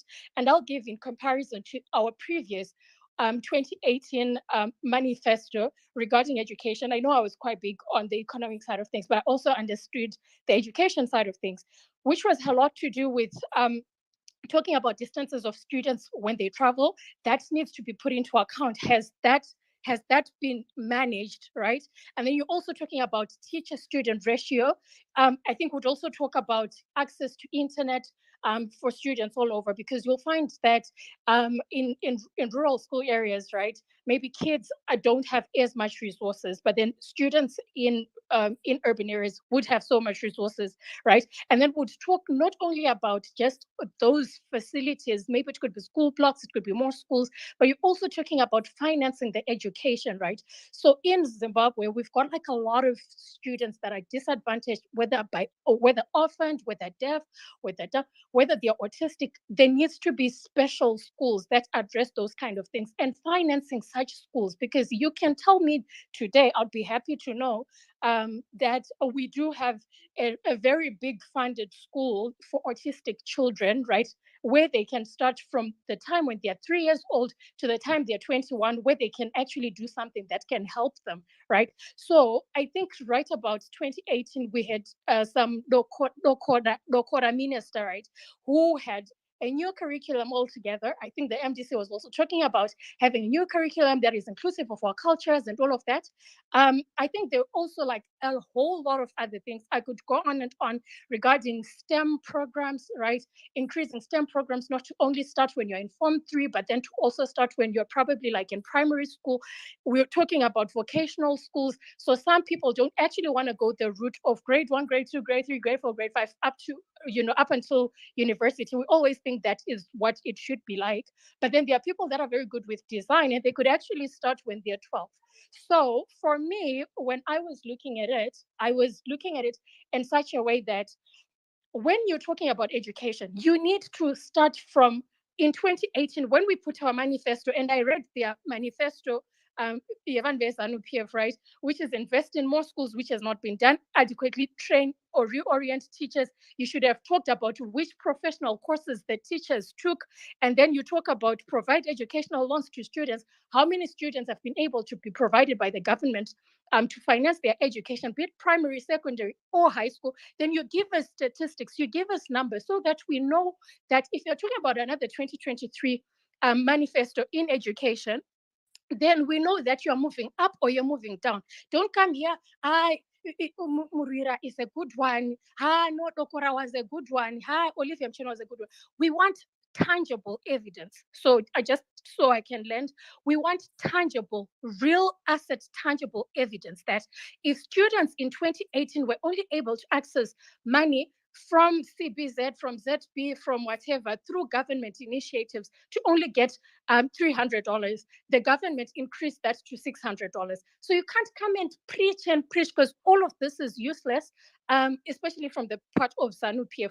We don't want to be preached to. We know what should happen within the education system. If you're saying you want to increase STEM related subjects, right? That's your science, technology, or whatever, right? And mathematics. We want to know that you now have a curriculum that starts from preschool right up until grade 7. And you're now asking children to at least branch out and understand computer science, this, that. But it's just, hey, now there's one school block that has been built by this MP because he's trying to campaign, right? So just in closing, I think it would be such an absolute waste of time if people, especially from the ruling party, came here and started to tell us what we all know should be done. What we want to know is how many orphans have been able to be put through education by the government, how many orphanage schools have the government, how much are they funding? In 2018, what did they fund? In 2023, what are they promising to fund? And in terms of blind schools, people that there is so much, guys, in education. It's not just about results, because results are also relative, right? But we want to know if 300 students that were blind were given scholarships to go and study in Germany at the School of the Blind and what, then how many in this coming year? So don't come to preach to us. We know what's supposed to happen. We also wrote a manifesto. Within the MDC, we had, I think, over 25 points of what we want. So we also know you want the same. But what have you done? It's a review. Danford is saying it's a review. Smarters is saying it's a review. We are here to talk about what was and what is. So coming to tell us that, like Kirsty Coventry is going to be doing great. What did she do in 2018? If she built public swimming pools and put swimming pool teachers in each station and put lifeguards in each station, want to know how many they were built and how many will be built. The education manifesto of ZANU-PF is weak. Number one, the education manifesto of ZANU-PF will never be fulfilled. Robert Mugabe actually did you a service to actually educate the nation. Right now, education is not a priority for ZANU-PF. Right now, hustle. Tengesa iPhone, tengesa banana, chakakosha imari. But who's going to be the doctor? Who's going to bank your money? Who's going to be the person that's going to come and fix your electricity? Who's going to vocational? Who's going to sew your clothes? But you are only focusing, make money. Make money. So let's be realistic in review of this manifesto, which is weak, which will not go anywhere, which I have not even seen if it is coming or if it's going. It's the same. Everyone wants a STEM project in all these countries, right? Sorry, Danford, but everyone wants STEM. But I'll give you an example, right? If you can tell me, right now you can ask me to pull data from, let's say, Italy or from Guangzhou in China. I can tell you how many students had access to internet, how many are now computer literate, how many are choosing to go the STEM route, how many are choosing to go the vocational route, apprentice, how many are going for degrees. Then it means that in the future, even the government can then understand kuma manufacturing plants, you don't necessarily need mnakaita 1+1. You just need mnari competent nemaoko. Whenever autistic, they are very good with robotics and this kind of things. What AI platform have you set up for those kind of kids?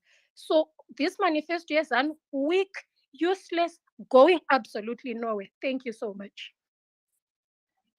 Well, thank you very much. Thank you very much. I could have wanted to listen more and more. Otherwise, Jessica, I could have asked you to stop way long back. But thank you very much for your submission. It helped not only me, but a number of people. Dr. Maifa, if you have got something to say, I would want to give this opportunity to Uhulu. He is one of the people that have come up here that I know is on the other side of ourselves. So, Dr. Maifa, if you've got something to say. Thank you very much to Jessica for that informative submission. Special needs education is something that we really have neglected as a nation. I think nothing has been done. Even since 1980, nothing worth talking about. And even now, it's getting worse. We have so many children with developmental disabilities. We have so many children who need proper education that's relevant to who they are. You know, and we have crippled children that cannot even walk. Mai vanombotanga vachabereka kumusana vachimusiya pachikoro, but then the child keeps growing. It's so painful. I've seen 2-3 incidences where the mother can no longer carry the child to school because the child has grown too big, but nothing tangible has been done. So we really need to consider our children who have disabilities. We need to cater for them and take good care of them, and even help them achieve their own life incomes or life outcomes, life goals that they have to, because they have the right to education too. Thank you, Mkoma Denford. Thank you very much, Doctor, and we appreciate that. As we come to Hulu, I will give you your 3 minutes. But as you submit, can you also include issues to do with what the president gave us as the promise, especially to do with the tertiary education that they are going to be providing with the credit lines for the students for their education, for in as far as the vulnerable students in rural areas. We still have issues to do with the farm schools that are students who are actually learning under trees, but we had issues to do with the equitability of accessibility to education. What do you say about that? Go ahead, Hulu.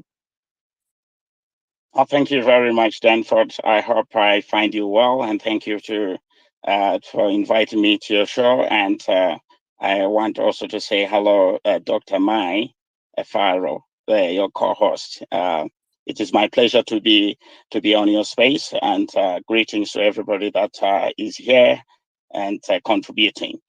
Right. Firstly, I just want you to know that I didn't drop off from the space because of Hopewell. I heard you mention that. I sent you a message before that. It had nothing to do with Hopewell. To be honest, I do not engage Hopewell because I don't know what he stands for, except knowing that he doesn't want anybody that criticizes him. So I'm not going to criticize him. I'm not going to engage him. I'm not going to talk with him. So good luck to him. I wish him well. He can engage those that like him and that support him, because that is how he operates. So thank you very much for that, and I wish him all the best. Right. I heard bits and pieces of Dr. Zhou giving a presentation, and him being called a doctor. I hope being a doctor means an academic like me, and therefore I expect him to speak like an academic. I was just surprised that he mentioned certain things that I didn't understand. First, he spoke about the issue of ZANU-PF must do this, the government is supposed to do this, the government is supposed to do this. Majority of people who have submitted now, that I can say are CCC aligned, they repeat the same thing. The government is supposed to do this, ZANU-PF is supposed to do this. As an academic, we all know as academics that we do not deal with things in that manner. We deal with things logically. We deal with things based on empirical evidence. Here's an example. I'm more worried when it comes to our education. I know that our country is not a rich country, and therefore, in terms of infrastructure support, in terms of salaries, in terms of all those other things that people mention, I do understand that. I want our teachers to get better salaries. I want to see beautiful schools. I want to see all that. I want to see all that. But that we need to understand that there is an opportunity cost for doing that. We also have other ministries that require support. So we have to look at it from the entirety of our national budget. And that is something that we need to be aware of. So when somebody is telling me about the central government in terms of what government is supposed to do, and they say absolutely nothing about what a teacher is supposed to do, they say absolutely nothing about, the headmasters, those who run schools. I'm more concerned about people who run schools. In our constituency of Chirezi, I always engage with our headmasters. Mike Adams, who is one of your speakers, he mentioned something that is very funny. He said that one of his children or somebody who is related to him that he knows got straight A's and never had A's before. Oh, guys, let us, what is that?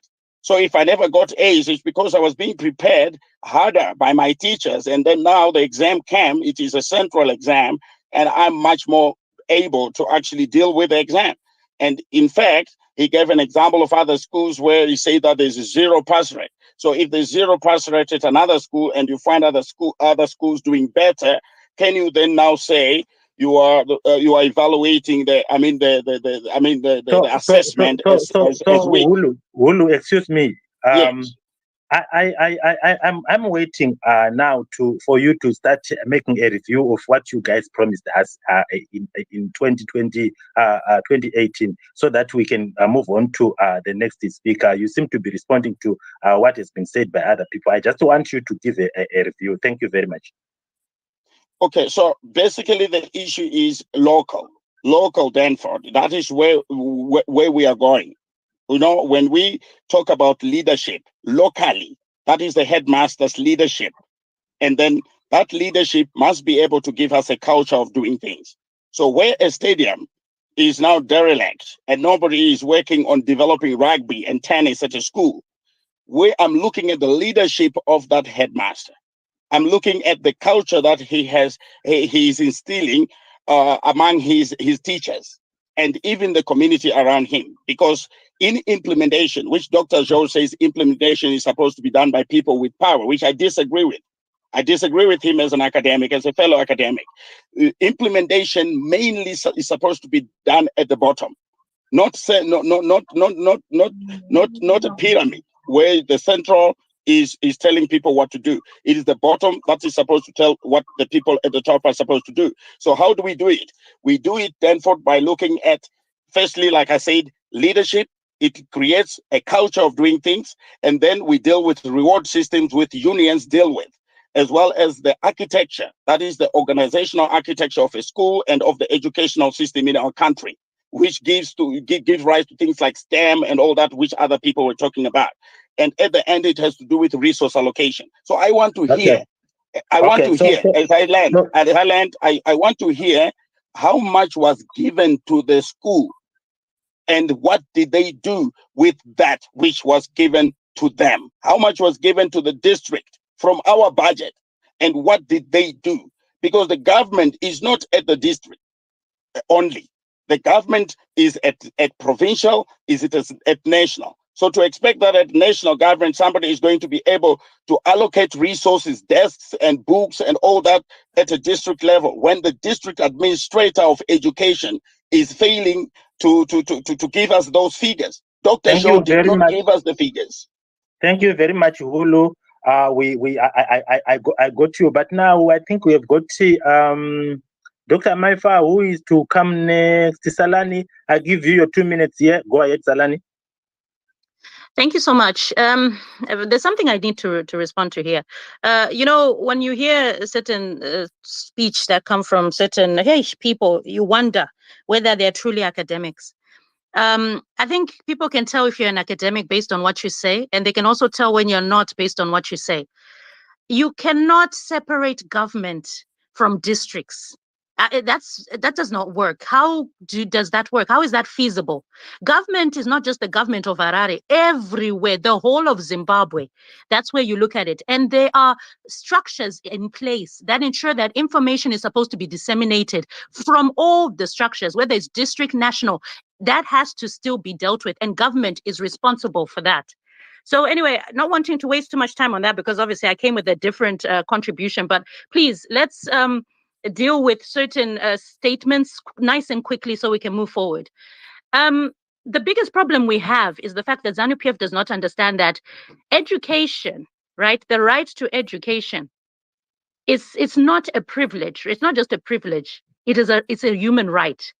And when we talk of human rights, and you look at the situation that we see where ZANU-PF will say no child from a disadvantaged family should be deprived of any opportunity to attend school at whatever level. Really? This is the statements that they say, they pose. But how many children have been deprived? How many children are being looked after by people, Zimbabwean citizens? It is not the job of citizens to create schools so that children can go to school. It is not their job. It is the job of the government to ensure that such things take place. It is the job of the government to ensure that a child, even if the family dies, there is money set up for them to continue to go to school. These things have to be looked at, but we don't see this. What we're seeing is a situation in Zimbabwe where citizens are becoming the minister of education in their area. If you know someone, you would take this one to school. That should not be our job. The worst part is there's now a brain drain where teachers are now leaving Zimbabwe.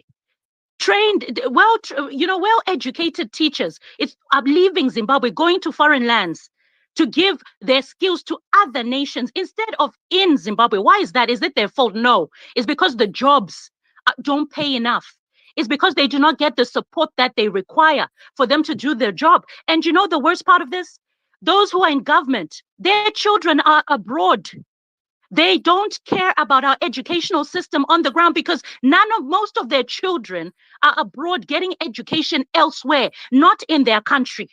Now, this is the worst thing, and this is where we have the biggest problem, where manifestos are just words and they can't be implemented.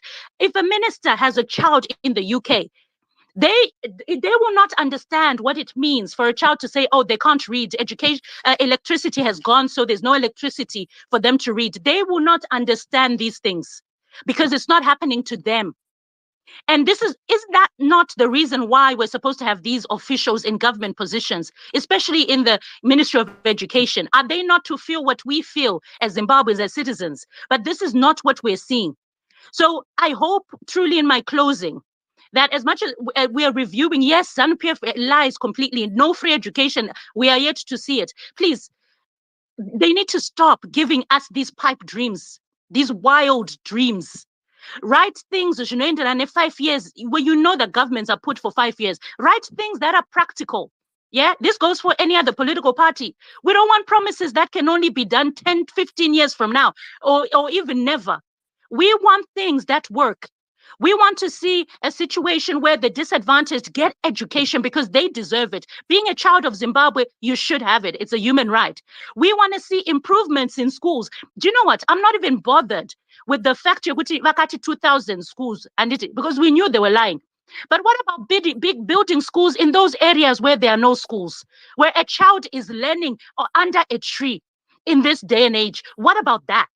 Surely, I think we have to come away from Nyaya politics, especially with ZANU, please. Be practical. Look at a situation where it's your child who is not getting the education they need. How would you feel? Let's put this whole jacket here politics aside and deal with the human rights issue here, because it is a human right for education for every Zimbabwean under the sun. We need that. And what we're desperate for is now a situation where even us as citizens, we need to start voting wisely.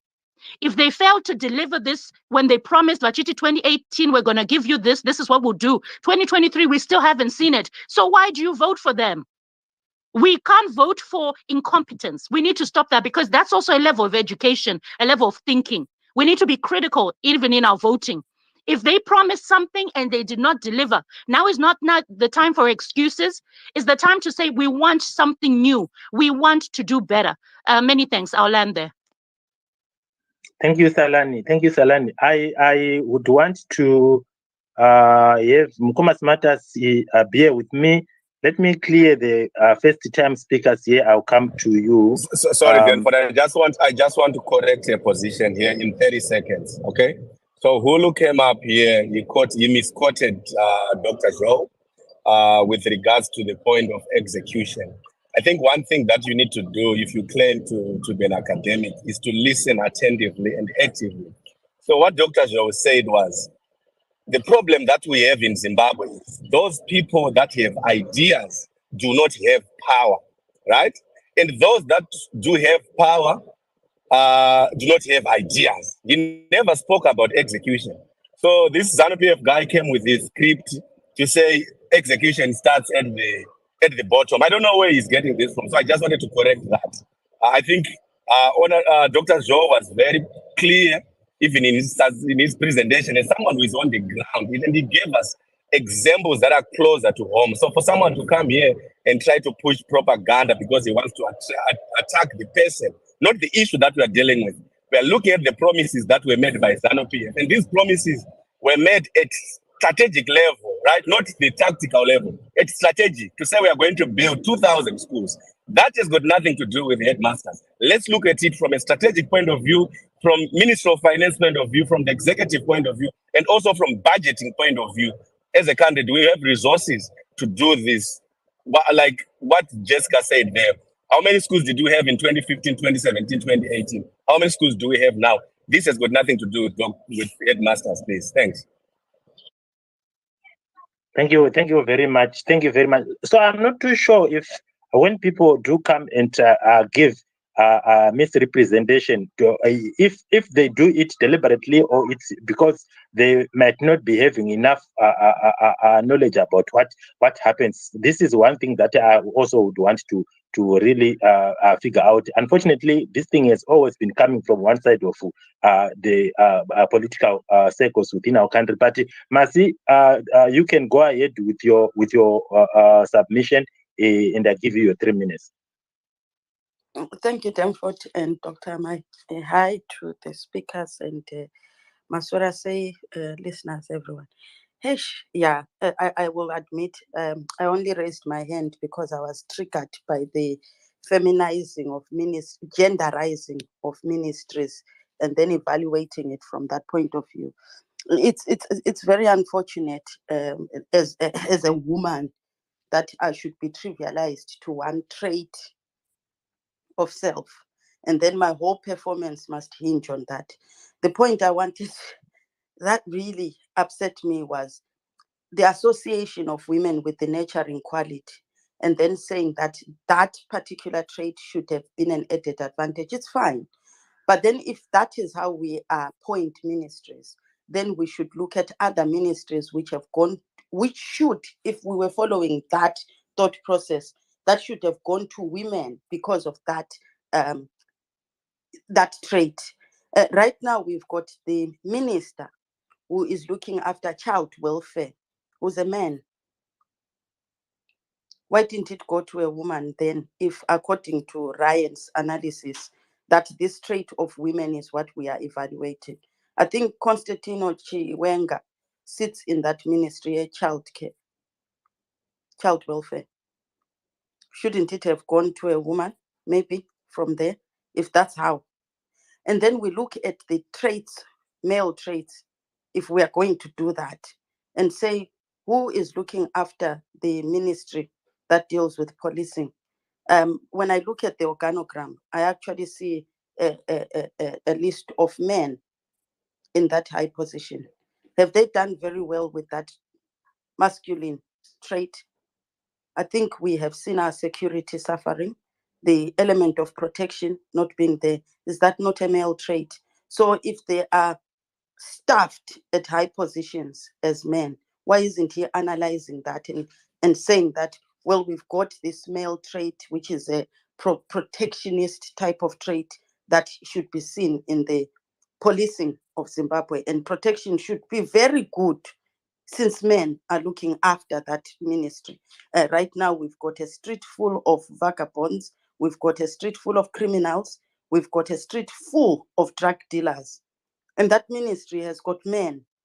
Isn't that trait of protection, security, dealing with these risk-taking situations? It's not there. So I was really upset when he just trivialized women to a trait that women should have. And I would like, if he is in ZANU-PF, maybe to promote traits to be given to genders and I would like to see the ministry that Chiwenga sits on being given to a woman because of that nurturing quality. Child welfare should go to a woman, and health, women generally look after the health of the children in the household, but it's a man. So I think these flippant comments tend to harm if we do that. The other reason why some of these problems happen is the disbursement of funds. We have seen the reaction of the Ministry of Finance in terms of disbursing funds that should have gone to attending to what the manifesto called for. One that I would point to is the issue of equity within our Zimbabwean geography. It highlighted in the manifesto the disparity between the rural population and the urban population in terms of access to resources, and also the inadequacy of the systems that would actually improve access when we're talking about internet, computers, all that in IT and that. Because the rural community suffers most because of other energy issues, electricity, all sorts of manner of things that would support the infrastructure that can be used. We then looked forward to that equitability being managed by actually pouring in resources, text, books. We haven't seen a growing library culture within rural communities to offset this imbalance in the disparity between access to resources, the convenience of accessing material, teaching material. It is not there. Tell me which libraries have popped up within rural communities, at least to give children access to the resources that urban communities can easily access via Google, for example. So if we are not doing that, if we're not being equitable in our allocations, in our development of infrastructure, then we are not going anywhere. It means whatever that we profess in the manifesto cannot actually be achieved, which is, to me, as long as Zimbabwe doesn't sit down and look at the indices of deprivation within different jurisdictions and treating the whole Zimbabwean population as the same, we are not getting anywhere. And then there is the problem also of not actually understanding the structure of how education is delivered in Zimbabwe. Right now, we've got so many different stratas of education. We've got private elite schools. Within that, we've got middle private schools. Then we've got government schools. Then we've got these other private ones that we don't know exactly in their moderation how that happens within the ministry in terms of curriculum, in terms of even the boards that control it. We've got parallel systems as well. We've got students that are sitting the ZIMSEC and others sitting a Cambridge system, and then it sort of changes as we go higher up. So when we are evaluating, we can find a lot of students who are having 15 A's, but we don't seem to care where exactly are they coming from. I was looking at some really amazing results coming out of Matabeleland. But what I saw was what schools are producing these things. Even if I were to be proud, I didn't see my local high density area schools producing the same results for their kids. What I saw was consistently the elite private schools producing amazing results. And when they do, they excel exceedingly. But then when the other schools fail, they fail dismally. So when we now come to the statisticians doing the figures, we've got that gap between the really good and the really bad. So it calls again to the issue that the doctor was speaking about, the number of students within a class. Again, we have to look which schools actually have a teacher student ratio that we can be comfortable with. Private schools will have a better type of student teacher ratio. Then when we go to the other schools, we have overinflated classes where a teacher is now managing 3 or 4 classes when one teacher abdicates duty or leaves the country or goes off on leave for whatever reason. So those issues have never been addressed in Zimbabwe to actually say, let's break down the education system and see where equitably we need to be dealing with certain issues and not other issues. I think we are still in an equal footing. We are dealing with equality. If we do that, it means the poorer students, the poorer areas, the poorer jurisdictions will always suffer the most. and the others will benefit from whatever little help that the government puts into their manifesto. They tap into those funds and they improve from where they are. Whereas the poorer jurisdictions, whatever help they get from the government, it just goes to dealing with what was already a bad state. I think there was one thing he spoke about, some funds that were supposed to be allocated to deal with the poorer students to offset that budgetary requirement within a school so that that school is able to manage their resources, get the resources to their students. And that money does not get dispersed in time. So then you find, Kuti, it's there reflecting as money that should have been given, but it doesn't come at the right time. What happens to that school when that money is not there? To me, those are the elements that I would have wanted to see. Maybe the people who accuse the doctor of not seeing things holistically to come up and tell us how they are dealing with this issue on an equitable basis. What is happening to the rural school? What is happening to the schools that suffer greatest from an economic crisis? What happens when we are seeing the mass migration of our educated people out of the country? How are we offsetting that? Because we haven't seen Zimbabwe even put out to the rest of the world that they are having a shortage in whatever. You know, Anna Jessica talk about STEM and that. We don't see the government inviting others within the region or within an outside thing. Well, it could be that our pay is so small to entice others to come in. So I don't know why we are not doing that. I think the good schools will consistently do better. The poorer schools will suffer the greatest, and rural schools need more attention.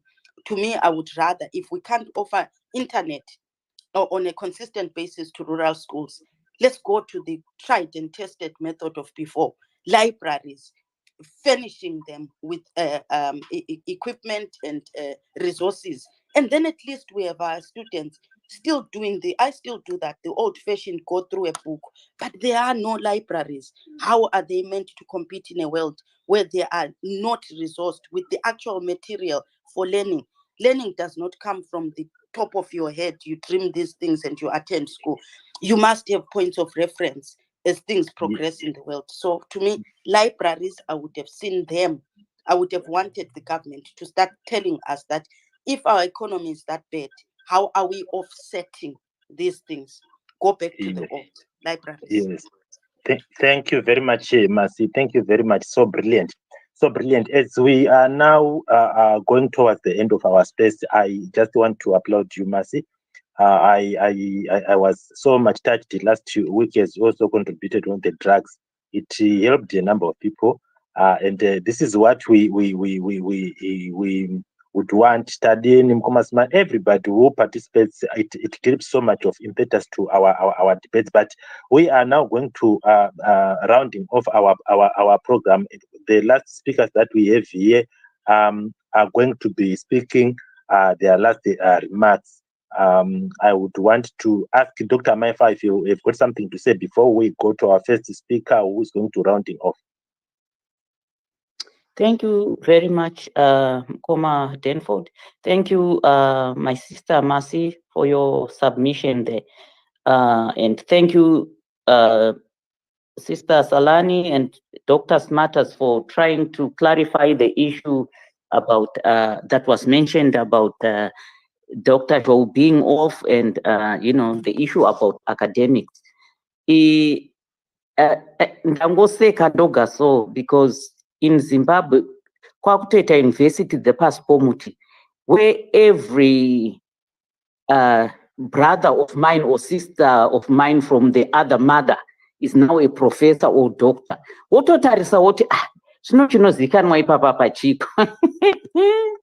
Aiwa zvakaoma. This is a topic for another day, but vanhu kungodhishirwa here madoctorate, kungopiwa here professorship for what? And yet the education system is in shambles. Oh, Lord have mercy. Thank you, Mkoma Denford. Yeah, thank you very much, Doctor. And as we speak about this issue here, academics, I would also want to stress the fact that we are talking about Zanu'S manifesto. It's not only the 2018 manifesto. I went through that one for 2013.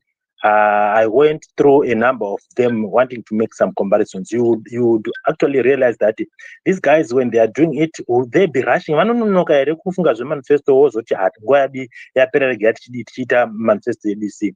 You actually identify a lot of things that will tell you that no, this thing was hurried, or they didn't have content, they didn't have plans to put in place, and then they just said would want to just put for the sake of people. In any way, they are not going to be making reviews, but now we are doing this thing. So I would want to think that when they are doing their things, they need also to bring proper academics, so that is not zvakanaka. Let's go on to Mkoma Dobbs. This time around, I want to give each other 2 minutes so that we quickly close our space. Mkoma Dobbs, go ahead. Yeah, thanks a lot. I might not be even 2 minutes. I just wanted to emphasize to say probably the system which is there to support the vulnerable, like the BIMA, we must understand to say it's not working at all. But those ones for the other side, they seem to support such programs. But we have to understand the BIMA, you've got a lot of bureaucracy first. It only keeps the child at school without addressing other needs. Because at the moment, if you ask anybody who have those students who have managed to Mkoma Dobbs, sorry, very sorry for getting into your speaking. I have just noticed that you have got Maji here. I'm not too sure if I can have your minute to just come up and give us your word. Just give us your word, and then we are going to close. We can't close without having your word. Go ahead, Mkoma Dobbs. Yeah, I was still on BIMA to say they've got a lot of bureaucracy, but what it only do, it only keeps that child at the school without paying the expenses. Even if you ask those schools which have been a number of students under BIMA, they are not receiving the financial assistance which they are supposed to receive. And for the rest of the students who have made it, it was through having those supplementary lessons. BIMA doesn't cover it. So we just need something which can cover what it is. Probably paying our teachers to do their work would probably be the best of all. Not all the excuses we are coming with, because as long as it remains as it is, where the rich can afford the education, and education is now monetized a lot, we won't be going anywhere. We are going to have that ratio. We also have to look to understand what is happening on the education sector, to say at the moment, probably about 2% of those who have written the O-level, they don't have their results because of leakages which are happening. And it's only the student who are being punished. The headmaster and everybody else who is involved, or even the ministry, is not finding out to say how is it leaking. They are not bothered. What somebody mentioned about the money, to say about 73% goes to pay salaries, and the rest goes to finance other issues. But that is the rest. That is where we have found out to say a lot of money is misappropriated, and our ZANU-PF is not bothered to find out where that money is going up. We have even missed for 2021 the money which was even made for PEDs was stolen by somebody, but they don't bother to look who did that. There is business as usual for them. Back to you, Hosti. I'm done. Thank you very much, Mkoma Dobbs. Thank you very much for being so precise. I just wanted to say this. We have got Maj here. Maj is a Kenyan national. She resides in Germany, and her roots, her umbilical cord is rooted in Africa. She has been doing a number of spaces advocacy about Africa in general. So she identified a number of African countries where she thinks there has to be a subject to be talked about. And so recently she has discovered the problems of Zimbabweans.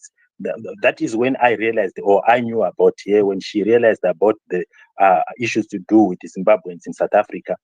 And she held a space initially with South Africans, and then she held a space with the Zimbabweans as well. those spaces, for those people who were following, to realize that she has been so objective and she spoke what she had to speak about the opposition. And during that time, our brothers and sisters from another mother who ululated.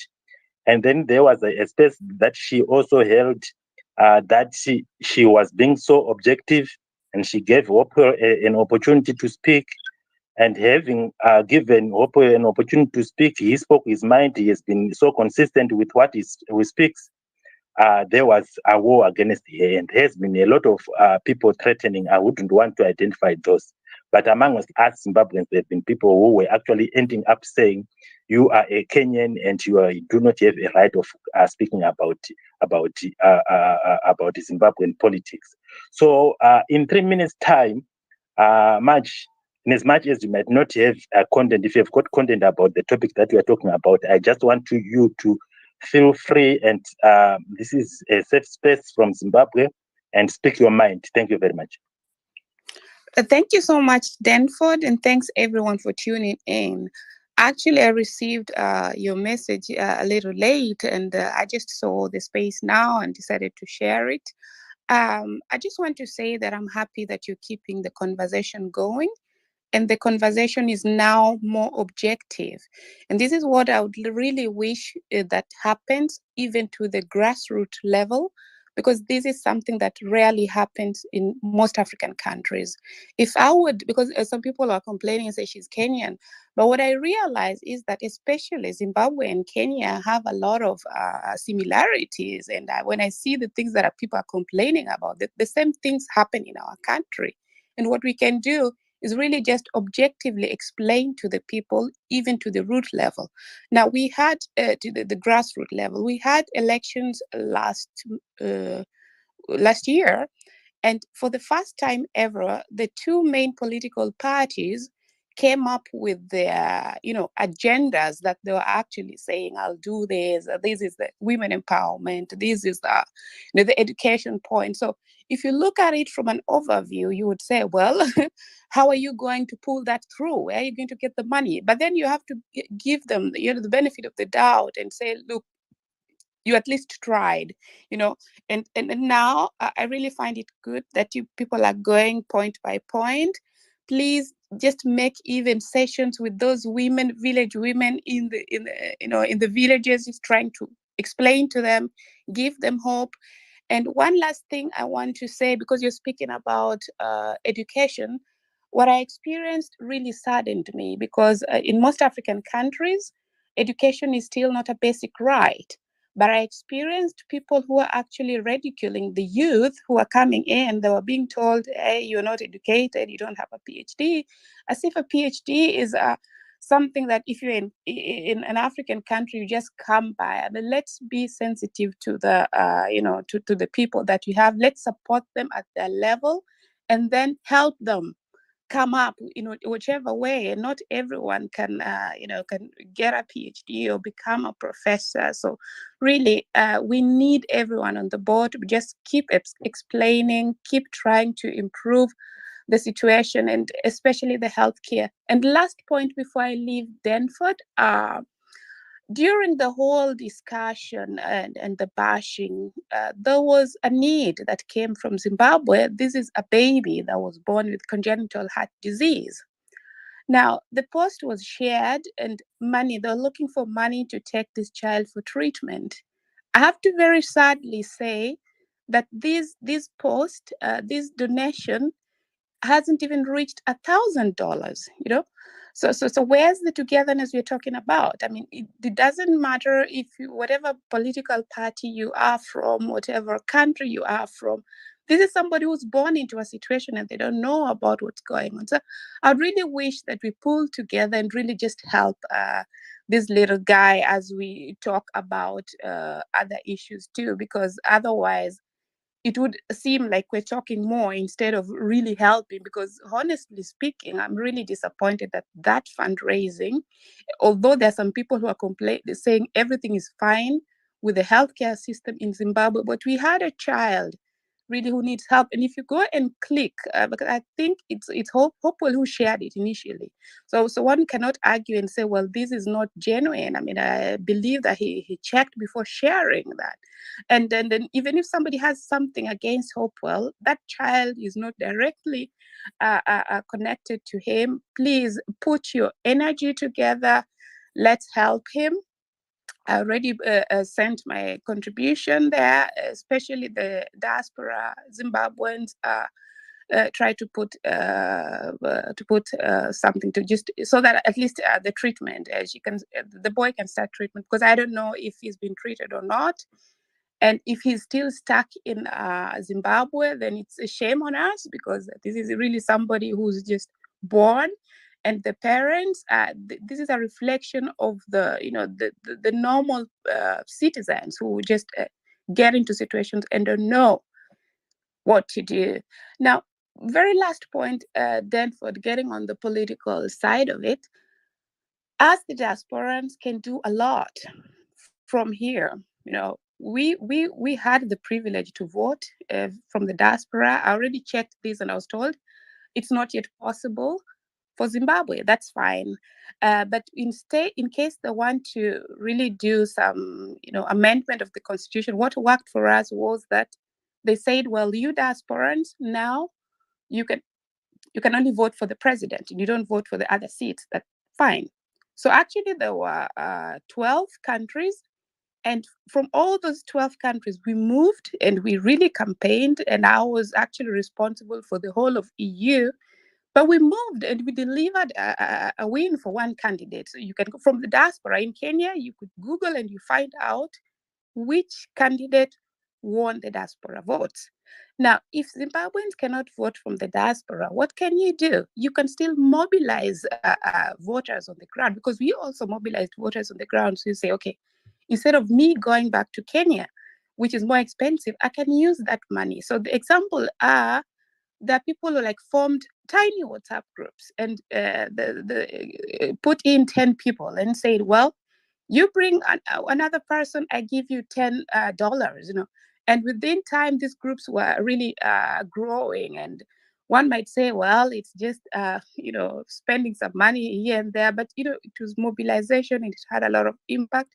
And currently, I have seen youth saying they do not have money to go for registration of, to register as voters. So you can speak as much as you want, but by the end of the day, when the results are being announced, it's the numbers that count. So whatever side you choose, if you don't have the numbers and if you're not registering the voters, it's really not the most objective thing to do. I mean, I know that there are other things that can happen when people are voting and stuff, but diaspora, you can really help to mobilize those voters. It doesn't matter which side of which side you're supporting, because by the end of the day, that's the future of Zimbabwe. The majority of us are not going to live past 100 years, and some of us are already past 40,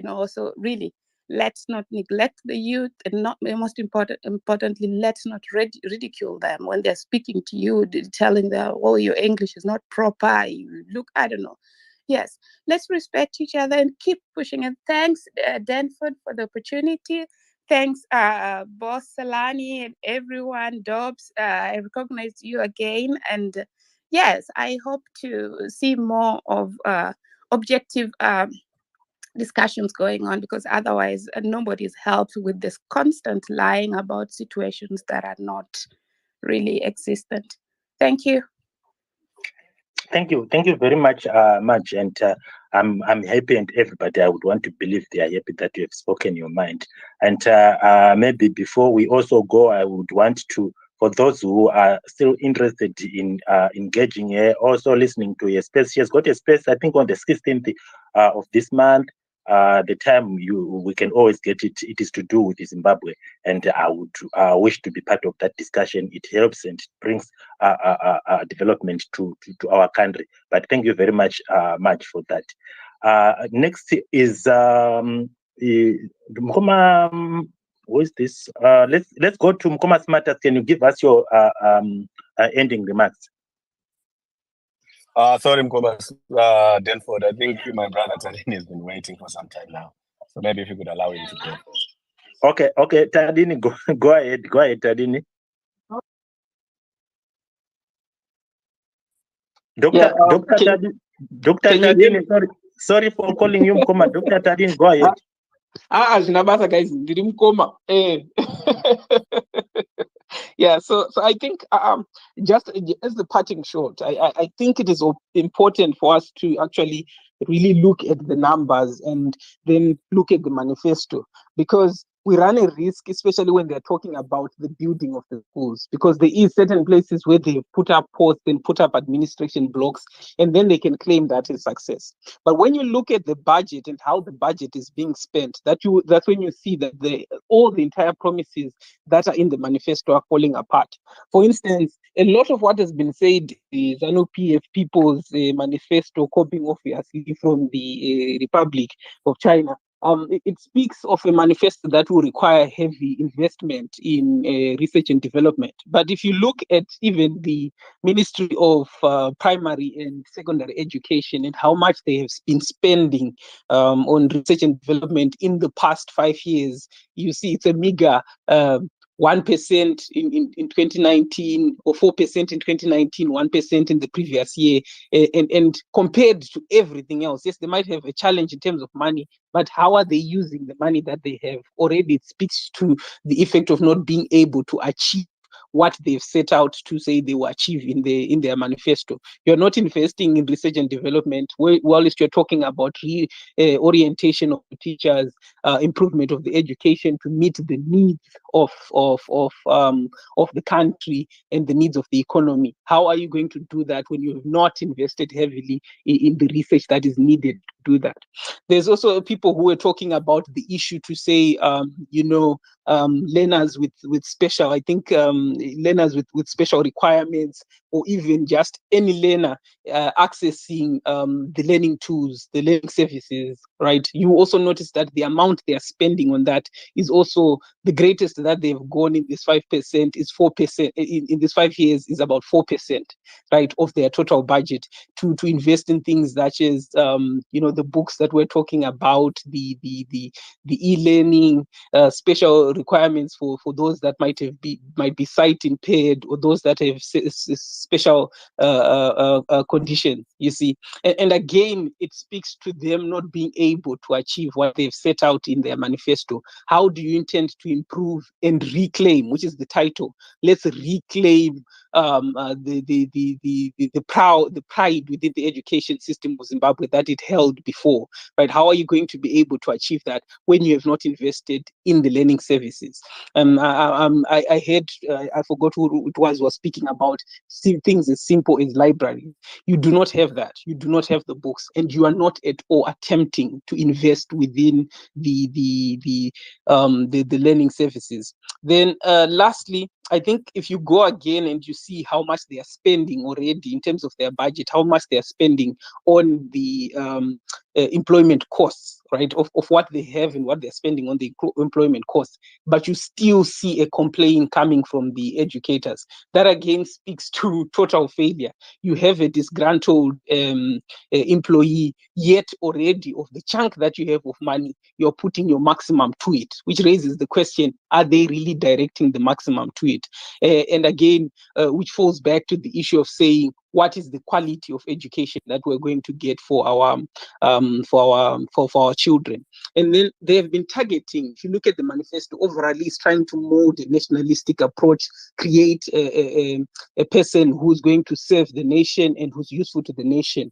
But they're already failing. The reason why they're failing, you have multiple institutions cropping up, some not even registered at schools, to try and cover these gaps that we're talking of, and they failed to put a hold in terms of controlling that. So you have a secondary school popping up here, not registered, taking people to school. You have another college popping up here, and it's speaking to this overall failure that you can have private involvement that is not regulated, that is not heavily regulated as it is supposed to be, if we're talking about molding the ideal citizen who's going to serve Zimbabwe, which is their approach, a nationalistic approach to the whole thing.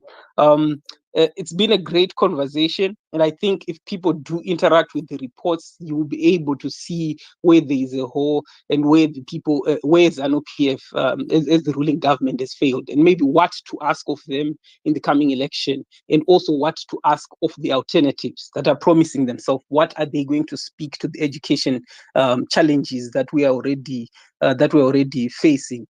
I think that is all that I would want to say now, and say Mkoma Denford, aiwa, thank you very much. Namkoma Smarters. Imwe yacho ngatitaura yana chiremba majokes guys. Tiri vana Mkoma tisataita vana chiremba. Ngatichingoita kuti zviite soft as we are having the conversation. Thank you very much.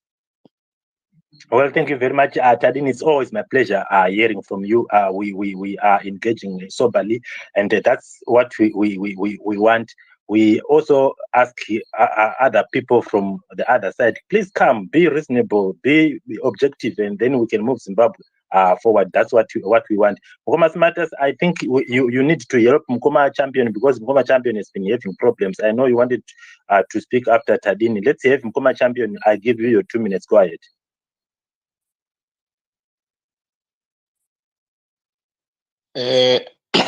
Guys, how are you? I just wanted to talk about when you look at the education system that is produced in Zimbabwe, you may find that there is nothing that shows accreditation, right, to the industry related, especially when we talk of, let me just give you an example of an area where I am based on much. When I know that when you do your degree according to our standards, that degree has to be accredited by the industry which you are going to work on in the future. I don't see it happening, because go to use it, anyone who has done accounting, he has to do a bridging course to bridge to be able to sit for the first exam for Institute of Chartered Accountants. That should have been dealt with, because once you have got an education system that is accredited, of which Munarikita Economics Papa use it, must be there must be accredited body. In order to deal with the moment I don't go a degree, that degree must be relevant. This is a School of Economics accredited, ICAS accredited. Those are issues that are very, very important, because we don't want to produce people who will not be able to work by the end of the day. We want people who are doing something that is relevant to the industry. I think when we do our review, and it was not even mentioned anywhere in their manifesto, it shows that who is doing this is just doing it for the sake of what? Passing time, which is totally wrong, because vanhu vari kuita madegree haasiri accredited. Those degrees are not accredited by anything. If I would give you a bit of some information, by the time when I was doing my first bachelor's degree, it was accredited by the industry. When you do the postgrad, it's accredited by the industry. The moment you finish that postgraduate degree, you go straight and write your professional exams. And the moment you do like that, you are now marketable. You can now look for a job anywhere. But right now, who has done his degree in Zimbabwe is accredited by ICAS. There is no ICAS accredited. There is no whatsoever accredited. Those are some of the things which they have to look for. Then you go to the issue of loans. The loans are necessary. Why they are necessary? Because you are producing a future leader. You are producing someone who is going to benefit the nation in future. Right now, education, the person who has done something in Zimbabwe, even if you say, okay, this person have done something, we should be benefiting from him. What are you benefiting from him? Because this person did not even, when he was doing his degree, he did not get a loan, he did not get anything that makes him, even if what was said by someone here to say, we do identify shortages. And when we identify these shortages, do we find our ministries from higher and tertiary education advertising that we have a shortage in accounting, we have a shortage in economics, we have a shortage in whatsoever. These people have to be attracted back to the country. The answer is no. Look at how other countries are doing. They take their children, go to other universities, study there. When you come from there, you come straight and help the nation to improve. So those are issues that myself, I think I need them to be there if it is to be done. But I know that, you know, ZANU-PF stays ZANU-PF. I have no choice but to say this. Thank you so much. Thank you, Mkoma champion. We are not going to accept any request here because the people who are above here are the ones that are going to be speaking. Let's go to Mercy. I give you your 2 minutes. Please, let's restrict ourselves to the 2 minutes that we give each other. Go ahead, Mercy. I think, yeah, as my parting shot, I would say, just as an evaluation of how successful or how much has been implemented by the 2018 Education Manifesto, I'll look at it from an anecdotal point of view. If the government actually did do as many schools as it projected it would do in the 5-year term, we wouldn't have seen the rising number of independent trust-funded schools, which have then been appropriated by the government to make up that number, which is the window dressing, politicizing citizens' efforts, commandeering them to make them look like what the government has done. Testament to the will of the Zimbabwean citizen in Zimbabwe and outside has been a growing need for them to take that responsibility as their own. And rural communities have benefited from the diaspora community, their own communities on the ground to build Zimbabwean schools. I'm from Matebeleland, and I will say anecdotally, our rural education has been the responsibility of citizens. They have built the infrastructure that we see.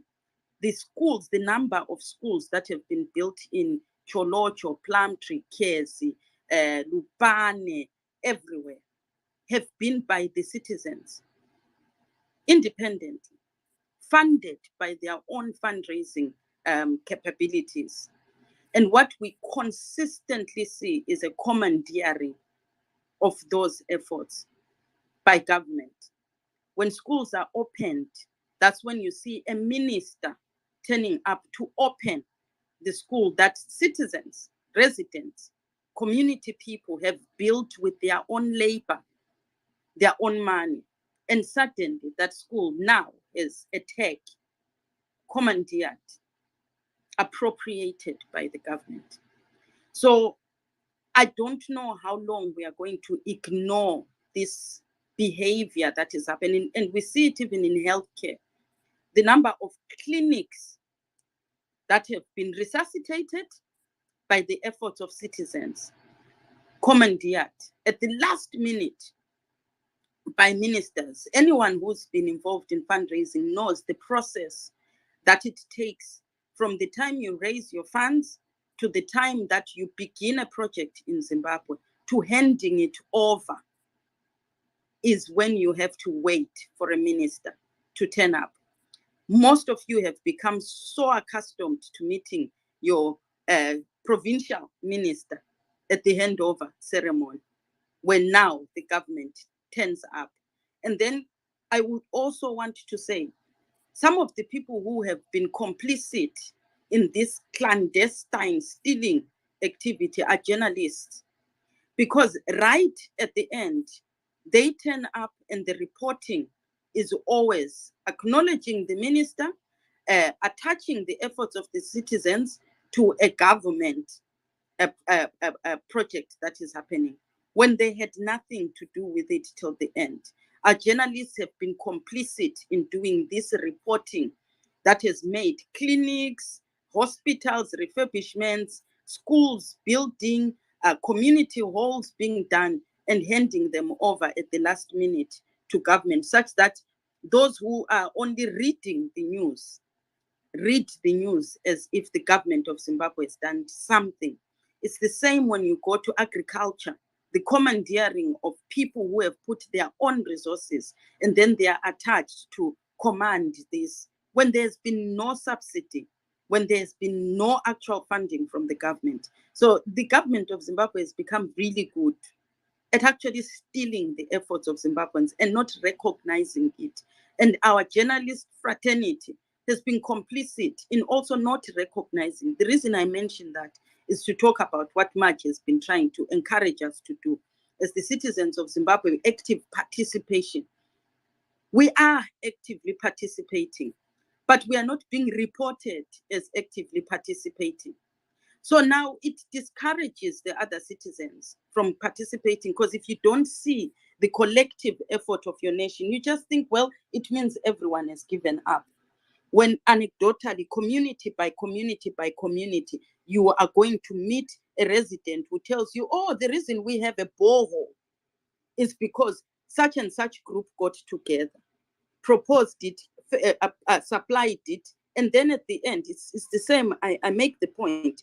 Bulawayo City Council, most of the boreholes that are in the city have been from charities, residents, the diaspora community. But the process means that at the end, you must hand over that project to the city council. It's not really bad because they have to do the maintenance of that. But then now on paper, it reflects as the efforts of the city council when it is not, or local government when it's not. So we need also to do more in trying to encourage other citizens by showing them their efforts.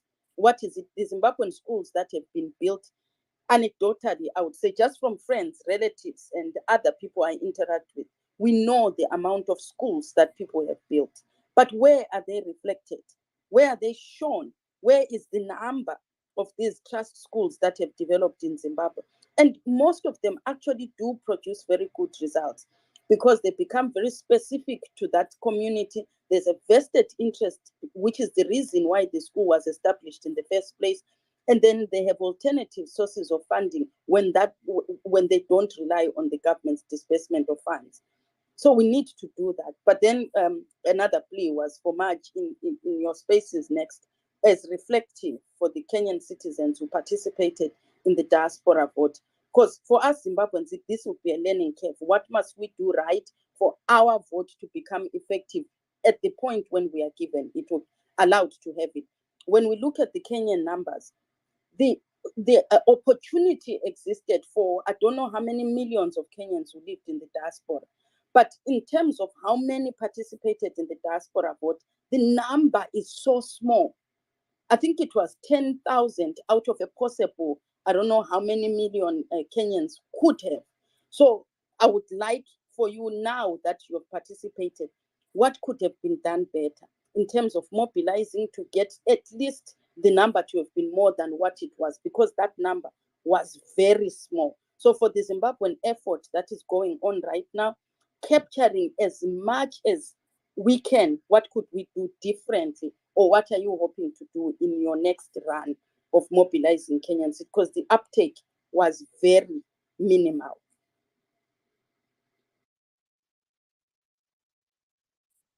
Thank you very much, Mercy. But Mercy, before you go, can I ask you what percentage would you give ED for what he gave us and what he has actually provided? And I think this is the question that I'm going to be giving everybody as they are rounding off their submissions. Or what percentage would you give ED? Oh God. Oh, we didn't even cross half mark. 30% would be me being a Zimbabwean and trying to be really good. The bias for me is my own sister is an educator within tertiary education, and the institution that she's moved to, I am really, really disappointed in the infrastructure that is available for the students. Never mind what is available for the actual teaching fraternity, where it is a remote place where they're supposed to be teaching students. So I would be biased. I'm very hurt and upset. What I would say is the quality of our teaching staff is really good. Maybe the bias is that my sister participates in that and has done so for 15 years.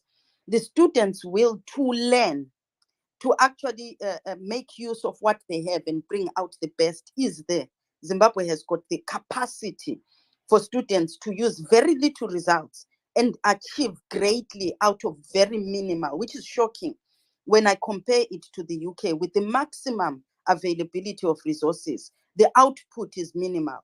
But in Zimbabwe, we've got the minimal input, but we get the maximum output. So to me, I would say conservatively, I'll give them 30%, knowing that even if they invested just 10%, what we would see coming out of Zimbabwe would be amazing.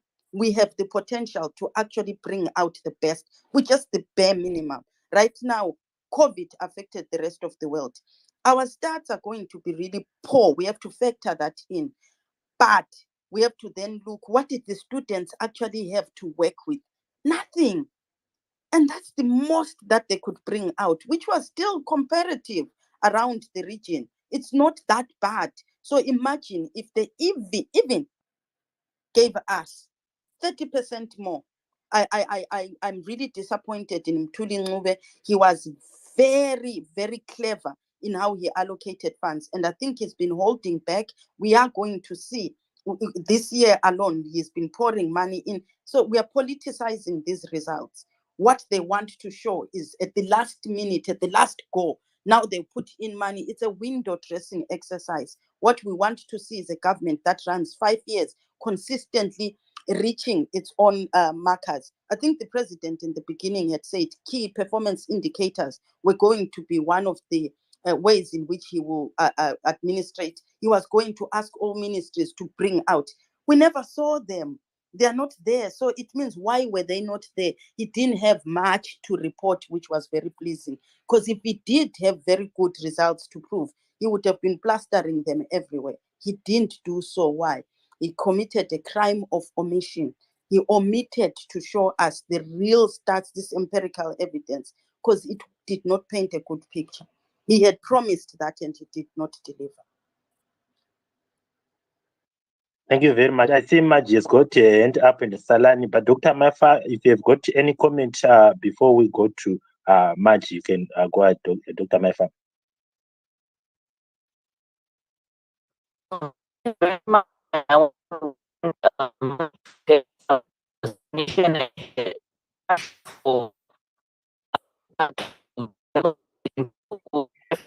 Doctor,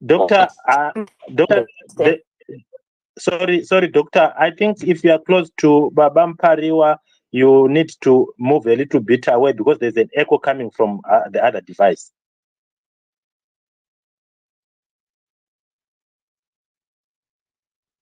Okay. In the meantime, can we have Maj to say what she wants to say? Thanks again, Danford. I just wanted to get back to Mercy because the point that she raises is very, very valid. The question is, why wasn't the uptake of diaspora voters in Kenya as high?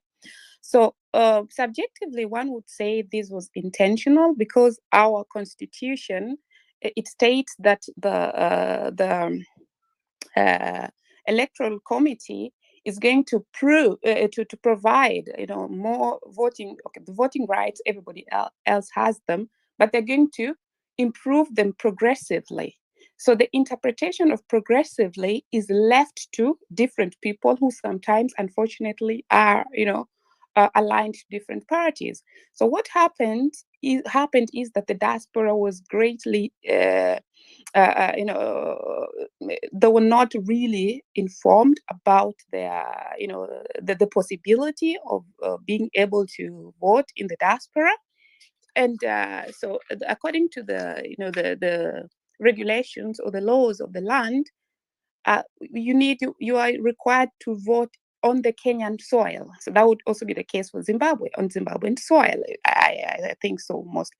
So now that means that the polling stations needed to be gazetted, and these were only embassies. So embassies of different countries had to be gazetted because only then will the elections be valid. Because I reached out to the ambassador. I'm like, but for Germany, for example, people had to go to Berlin to vote. So if you look at somebody in the southern of Germany, traveling all the way to Berlin, that's really a distance. And apart from that, the whole of EU had one polling station, that is Berlin.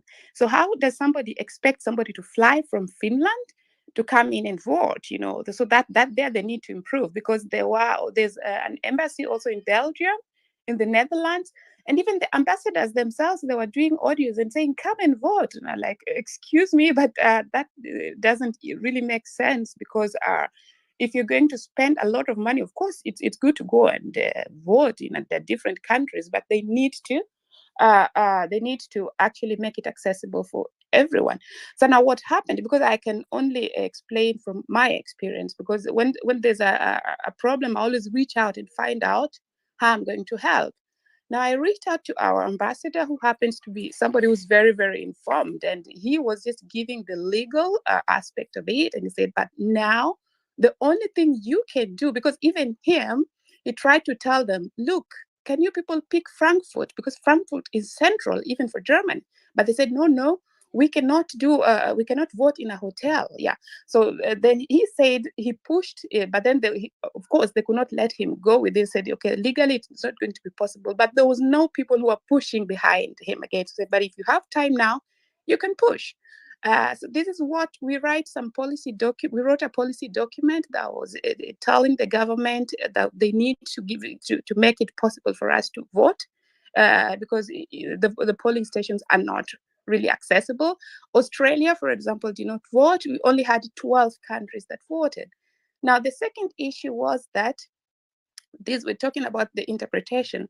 Somebody interpreted that the diasporans needed to vote using their passports, which of course is really strange, because as those living in the diaspora know, some people in the diaspora maybe have different status, don't have the passports anymore. So telling them to come and vote using their passport, yet they have the Kenyan identity card, and the Kenyans back home, the majority are using the Kenyan ID. This is discrimination. So what did we diasporans do? We filed a petition. And this petition actually went through. And by court order, 2 days to the deadline, the court forced the government to let us to let everyone go and vote, register with their IDs. The problem is, the first people who knew that they were able to vote thought they were only able to vote with their passports. Some of them have taken other foreign citizenship, so they thought, well, I want to vote, but I have a German passport, I cannot vote. So that is what really led to the miscommunication. And as we speak now, people are concentrating on many things, but the diaspora itself, they look at us mostly as ATMs, a source of money, and they want our money, and they really come out and say, yeah, we need an investment bank. And you're like, we need a diaspora investment bank. I'm like, okay, but where are you taking the money? What are you going to do with the money? So they really have high interest in the diaspora, but when it comes to voting rights, they're really slow in improving that. And it's us to still push back again, which we are going to do. And thanks for raising this question, Masi. This we are really going to do, because we now learned that we need more of media, diaspora medias, not only because sometimes in our country, we find that some media stations are also aligned to certain political parties. So when you have something to publish, they look at their interest, some of them, not all of them. So what you were talking about you doing something and the government takes credit for it. If you have your own way of reporting that online, you're still going to report your efforts. Now, sorry, I'll give an example. That is just, I think last month. There was an Albanian who was raped and thrown off a building, a Kenyan in Albania, and left in a coma. So we managed to push the government to do something. And by the end of it, they took a chartered flight to go and pick her. So they went and picked her, and took her back to Kenya. So there's a lot the diaspora can do. And before we pushed for it, the local newspapers actually refused to write about it until I reached out to a diaspora in the U.S. Minnesota. He has some YouTube. They called. He reports. He has some TV, some YouTube online TV, and another one in California. When they started reporting, that's when the Kenyan media picked it. So the diaspora still has a lot of power to do things. You just need to do to really check how you're doing it, and of course, in some areas, I have to say, one has to check on their security. Given the fact that I had some Zimbabwean speakers who really did not want to speak after everything. So when I'm giving the Kenyan example, I'm also aware of the threats that come sometimes to Zimbabweans who are trying to do this. I do not want somebody being harmed. But yes, we made a lot of pushing, and we were actively involved. For example, the forms that I used to report the final results, I pushed them until I slept at 3 a.m. in the morning from the diaspora, but I had to deliver those forms. Of course, thank God we have WhatsApp, so safety, and I was delivering them to the chief agent of the party just directly. So there are many things that one can do, but what I believe is going to be the same also for Zimbabwe is that, even if it's ZANU-PF or Triple C, there are people who are around the candidates, so they surround the candidates, and they think that it's too important that when you have something to say, these people are like gatekeepers. So gatekeepers on both sides are always bringing some issues, even if one wants to help. And I remember last minute, I crashed down a gatekeeper, and this is the only way. And these problems are everywhere. We were voting on Tuesday, yes, and on Monday evening, the polling agents in the diaspora did not have all the documents they need, and the big people back there were holding rallies, and shouting their slogans up there. And so I called because we had the regional, the main diaspora. So Maggie, I just wanted to quickly find out from you as you conclude to say, do you acknowledge that this integration of the African brothers and sisters does help so much, because Zimbabweans are learning from Kenyans, and Kenyans are learning from it helps. Zimbabweans. It helps a lot. In fact, I would encourage Zimbabweans at the moment, if you want to hold spaces about Kenya, do it. What they're doing wrong at the moment is that they're being distracted. We had one leader. I personally was supporting the opposition. And we delivered a win for the opposition. You can check there. We delivered the win after the 12 countries. 10 of them went to the opposition. A lot of hard work. Now, according to our constitution, which we also have to obey, because we know how it was. I grew up, learning to hide my dad when plain-clothed policemen were coming to look for him, because he was fighting also for multipartyism. So the steps we've worked for, we cannot want to go back.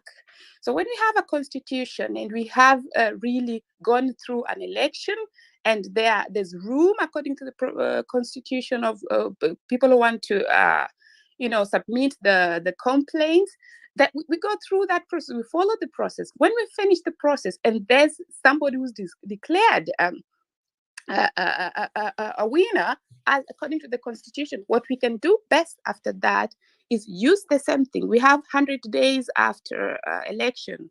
How did they perform? Check their performance, but at the moment there's a lot of distraction going on. So both countries can learn from each other. You learn about.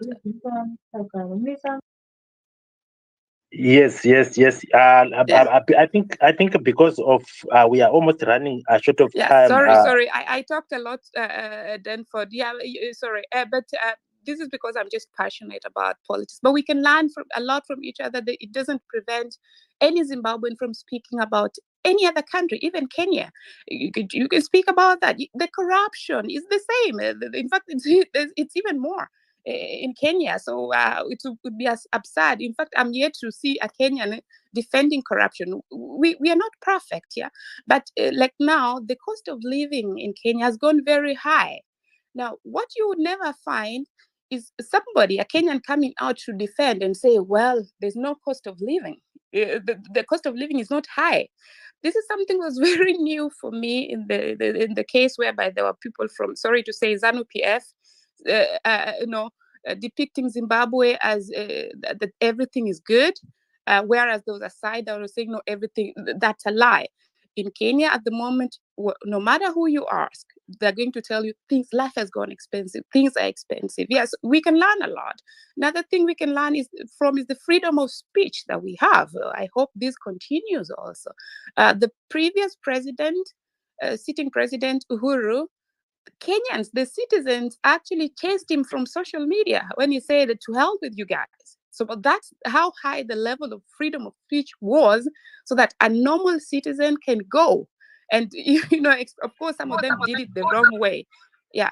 So, yes, we can profit from each other. And thanks again for the opportunity. I'll leave the mic to the next person. Yeah. Thank you very much, Madge. It's only because of the time that is on our side. Dr. Maifa, we had lost you. Please go ahead from where you left, and then we round off with the Salani. Thank you, Mkoma Denford. I think our brother Konzanani there has never had an opportunity to speak. And because of our time, let me yield back time to those who haven't spoken so that they also help us in this matter relating to the education system in Zimbabwe. Yes, thank you very much. Mkoma Konza, you can go ahead. Yeah. Just because of time, I'll be just straight to the point. And to be honest, the main reason that triggered me to come up, it was because I came late to the space. So Mr. Is it Hulu, he was talking, and I was triggered, to come up because of his well-prepared speech and his well-polished voice. However, whatever he said, I think you are all, you can witness that it didn't hold water. He sounded like someone who lies like a cheap watch. He was just lying, just trying to cover up. But I thank you, Temford, and I thank everybody, like Zimbabweans, for these spaces, for honest conversation, speaking about our issues. And they say where there's a problem, there's always a solution. So we intentionally highlight these things so we can come up with solutions. No sugarcoating. It's honest conversations. And I thank you, Marcia, for your submissions. And I thank you, Salani, and everybody for these honest conversations. Because, in short, because we don't have time, when there is good leadership and people are delivering comprehensively, it means communication from top to bottom will be effective. So whatever that hulu guy was saying, it's just nonsense. It is nonsense. So, our country is about leadership. And some of you've been to Zimbabwe. You've been in Zimbabwe anyway. We grew up there before we came over. Things were not that bad. Education was not that bad. We were better. And even South Africans or other countries were coming to Zimbabwe for education. That means the system was better. We could have done even more if we constantly continued developing. But something along the line just happened. And some of it is because of weak leadership, weak institutions, a lot of corruption. So we have to be honest. And we'll be able to turn things around and turn all these negative things into a positive. So that's all I have to say about that. I don't have much to say, but a lot of people echoed a lot of things that hold water, not these people that come to cover up for our revolutionary parties.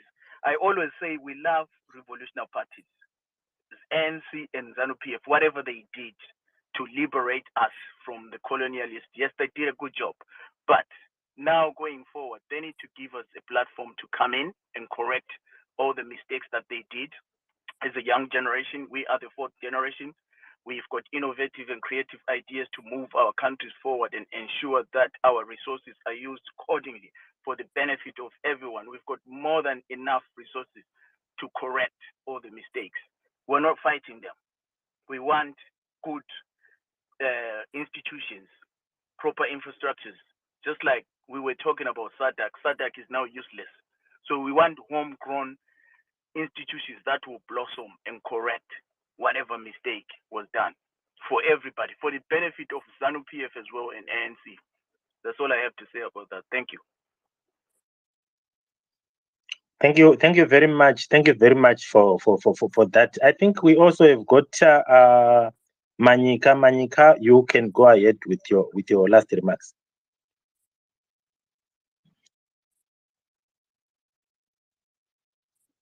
Manyika, is that South Africa or Manyika? Okay, we don't have him. Let's go to Salani before we. There's South African that I don't want or something. Yes, South African. I'm asking him to speak. It seems he's not Okay. opening up. Okay, so let's go to Salani. Thank you so much, hosts and co-hosts. Great space as always.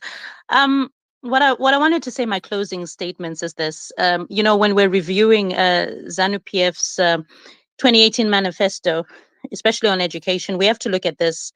Manifestos will always be a window into the ideology or the ideals of a political party. In this case, we're discussing ZANU-PF. This is how we measure their success rate, especially since we're coming to the elections. You use those manifestos. You go by, these are promises that they make before elections.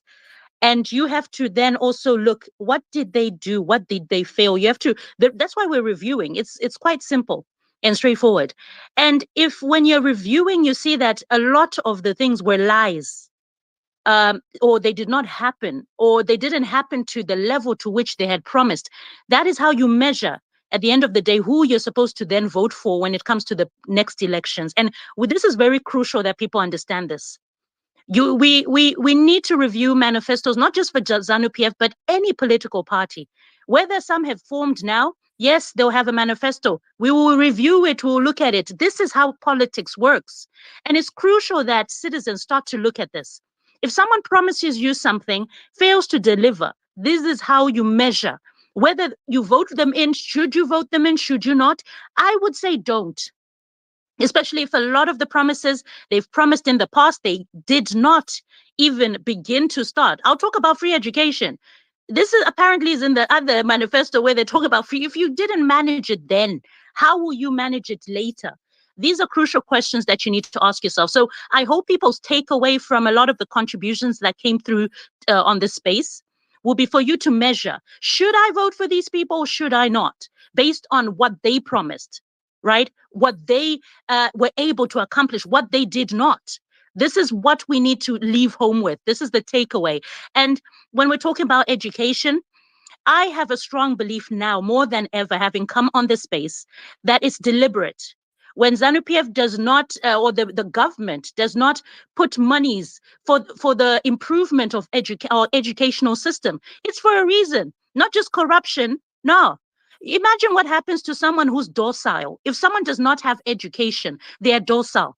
Docile, English not being our first language, it's they're able to control them, right? They become submissives, right? If someone does not have the education that they're supposed to have, you're able to tell them which way to go, what to do, who to vote for. They don't question things. So if this is not the case for ZANU-PF, I would truly urge them to start putting more investment into our educational system so that they can prove people like me wrong. Because what I'm getting the sense of now is this is the way despots work. They will not invest in an educated people. They will invest in a people that they can control so that they remain in power. So more than ever, we need to ensure that our educational system is looked after, and whoever fails to do so, you are supposed to vote them out. It's as simple and straightforward. In the words of Martin Luther King, I pray, I dream of a day, right, where Zimbabwe will be a country where foreigners will come and study in our country at our universities, because there is money to be made in that. I dream of a Zimbabwe where our teachers will not have to go to foreign lands for them to get employment, but they'll stay at home, investing in our children's education because they're being well paid and well taken care of and respected for the work for which they do. I dream of a Zimbabwe which will be one of the first-class educational countries in the world. But for this to happen, it is high time we, the citizens of Zimbabwe, started to register to vote for the right people. Because you can tell a lot from people's manifestos. And here today, we are looking at ZANU-PF's manifesto. Did they deliver? My answer is no, they did not. Will they? My answer is no, they will not. Because they have been in power for over 4 decades, and they've still failed to show us that they can help any service delivery when it comes to any sort of ministry, whether it's roads, hospitals, education. Seriously, there should be at least one ministry that you can point to and say ZANU-PF at least tried. But everything you find them lacking. What does that tell you about that leadership? It tells you that they need to go. So my takeaway from this, ladies and gentlemen, is vote wisely when it comes to the election day. Because at the end of the day, this is where you get your answers. So thank you so much, Denford. I sincerely hope there'll be a review of other political parties as well. We don't want ZANU-PF people to think we're anti-ZANU to that extent. Not at all. We are educating masses. So we talk about education, we talk about this. Yes, we talk about all political parties. We need to be objective, because at the end of the day, I'm not concerned with any political party, but I'm concerned for the fate of Zimbabweans. And that is the reason why we vote people in the first place. So many thanks, Denford. I'll land there. Thank you very much, Salani. But I think I'll be a bit different from your view. Me, I would want to see ZANU-PF out, and I would want to believe that there's no other political party that I would think has got so much of relevance for us to focus ourselves on, except ZANU-PF for now, and it is the one that made us to be where we are today. And if we are going to make that's my personal view. If we are going to be making some other reviews for the manifestos, I think we need to hammer it most on ZANU-PF, because it's the animal that is giving us our lives. But thank you very much, Salani, for your submission. We will end our speeches from Commerce Matters. Go ahead with what you want to say. Thank you, Brother Denford, for bringing this topic, and also for bringing everyone, my sister Margie included, and everyone who came through. Mkoma Tadini, I think, has been here. We just wanted to thank everyone who came and contributed. So let me start by answering your question, Mkoma Denford. You said you're going to ask each and everyone who was going to come, to give their closing remarks, to say if you were to rate ZANU-PF as far as their 2018 manifesto is concerned, when it comes to the promises that they made on education and what they said they were going to deliver, I would give them 2.5%. I would give them 2.5%. I know my sister Mas was very generous. She said she was going to give them 30%. For me, maybe the question that you would ask me is, why are you giving them 2.5%? Why not 3%? Why not 10% or 30%? And the response that I have for you there is the challenge that I put up in command. If someone was to come up and say ZANU-PF has managed to build 50 schools in the past 5 years, so if you say 50 divided by 2,000, you'll get a 2.5%. Right? So they have not managed to build 50 schools in a period of 5 years. But are we surprised? No, we are not surprised. I would like to agree with Salan's presentation there when she said, give us just one ministry, right? If you point at one ministry, you never find any ministry that is doing well. And I couldn't agree more, with that. But remember, guys, as we move to 2023 election, I just want us to focus on goodwill. In 2017, when Mnangagwa assumed power through a coup and subsequently rigging the elections in July 2018, he declared that Zimbabwe, he declared that he was going to turn around, the economy. He was going to open the political space. He was going to address human rights issues. He was going to build schools. He was going to create jobs. I think in their manifesto, they mentioned a figure of 768,000 jobs that they were going to improve to create opportunities. They mentioned specifically, they said formal jobs, right? So you notice that. So in 2018, Mnangagwa did, right? So people voted, the less than 40% that voted for Mnangagwa, they voted with this notion that they were going to give him a chance, right? And that chance he was given, and what did he do? He squandered it, and he has, I think, gone on to show that he's extremely incompetent, with no capacity to rule the country. So as we move to 2023 now, the Zimbabwe is open for business. Mantra is gone. He's left with no legs or no, feet to stand on. So I can't wait for 2023. I can't wait for the election. So thank you so much for the space. We really appreciate it. So overall, 2.5% for ZANU-PF, not just for education, but if you move to each and every aspect of our economy, be it the NGS document, if you look at the objectives and the goals that they brought in. Right, so if you look at the NGS promises that they made, like promises such as they were targeting to reduce our inflation to a single digit number, which is less than 10%. Right now, our inflation rate is around 230%. That's ZANU-PF for you. So thanks, Mkoma Denford, for the space. Really appreciate it.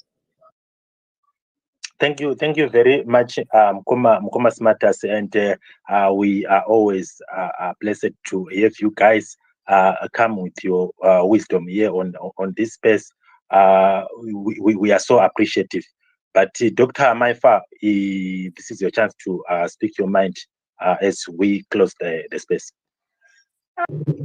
I want to thank everyone for the participation, and let's keep working together so that we reshape Zimbabwe in general. Remember to subscribe to our YouTube channel, Reshaping Zimbabwe, where all these recordings will be posted. And let's meet again next Saturday. But before we leave, just a gentle reminder that right now prayer for Zimbabwe has started. Look for the space. Let's pray for our country. And then those who love books, last weekend, it was my first time to attend kuverengwa kwamabhuku, and Sister Mercy, who is here with us, was reading Kariko Gagumire Mseve in Ndebele accent. I loved that. So if you have time, join Sister Mercy in the evening in reading books. But right now, let's go and pray for our country. Thank you, everyone. Have a blessed week. Thank you very much, Doctor. Thank you very much, Doctor. There, and I'm so much appreciative of everybody who came to listen. And one word that I'm going to say is this space is basically for Zimbabweans. When you come here, without your lies, we can have diversity of opinions. We can have a diversity of ideas. I will never discriminate you on the difference of our ideas.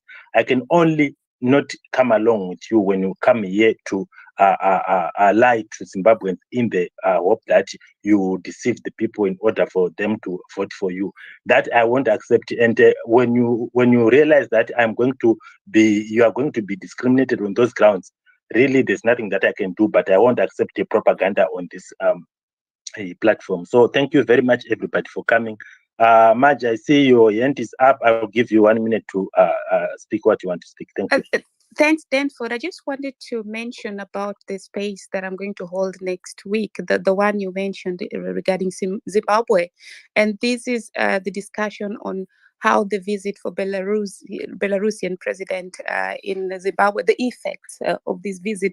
And my request would be that if you know anybody who really can speak, I'm still looking for speakers, and I'm going to also vet these speakers, because I do not want to get into a situation whereby I'm asking questions that the people I'm asking the questions don't have a chance to respond. I want to have a discussion that's based on issues. And I'm trying to also avoid, if there are people who fear speaking up, do not come, if you don't want to come to the space, that's also fine, because the topic is a little bit sensitive. But I would like to have, it's going to be a panel of speakers, and the others can come and ask their questions. I would like to have people who can really base their facts, the issues they're speaking on, they base it on facts, and just so that the normal citizens can also later check, because these questions is this topic is directly pegged on the sanctions and how to how to go about the sanctions that has been really giving Zimbabwe a problem. I just wanted to put that out. If you have a speaker that you're suggesting can speak, of course I will check to see that not only one side is represented. It's actually basically about Zimbabwe. It doesn't help to take sides, just objective discussion. I put the link on the comment section for those who want to put to set a reminder. Thanks, Danford, and thanks for the great space. Thank you very much. We will continue to share your space so that diversity of Zimbabweans will come and attend, and then things will be right. But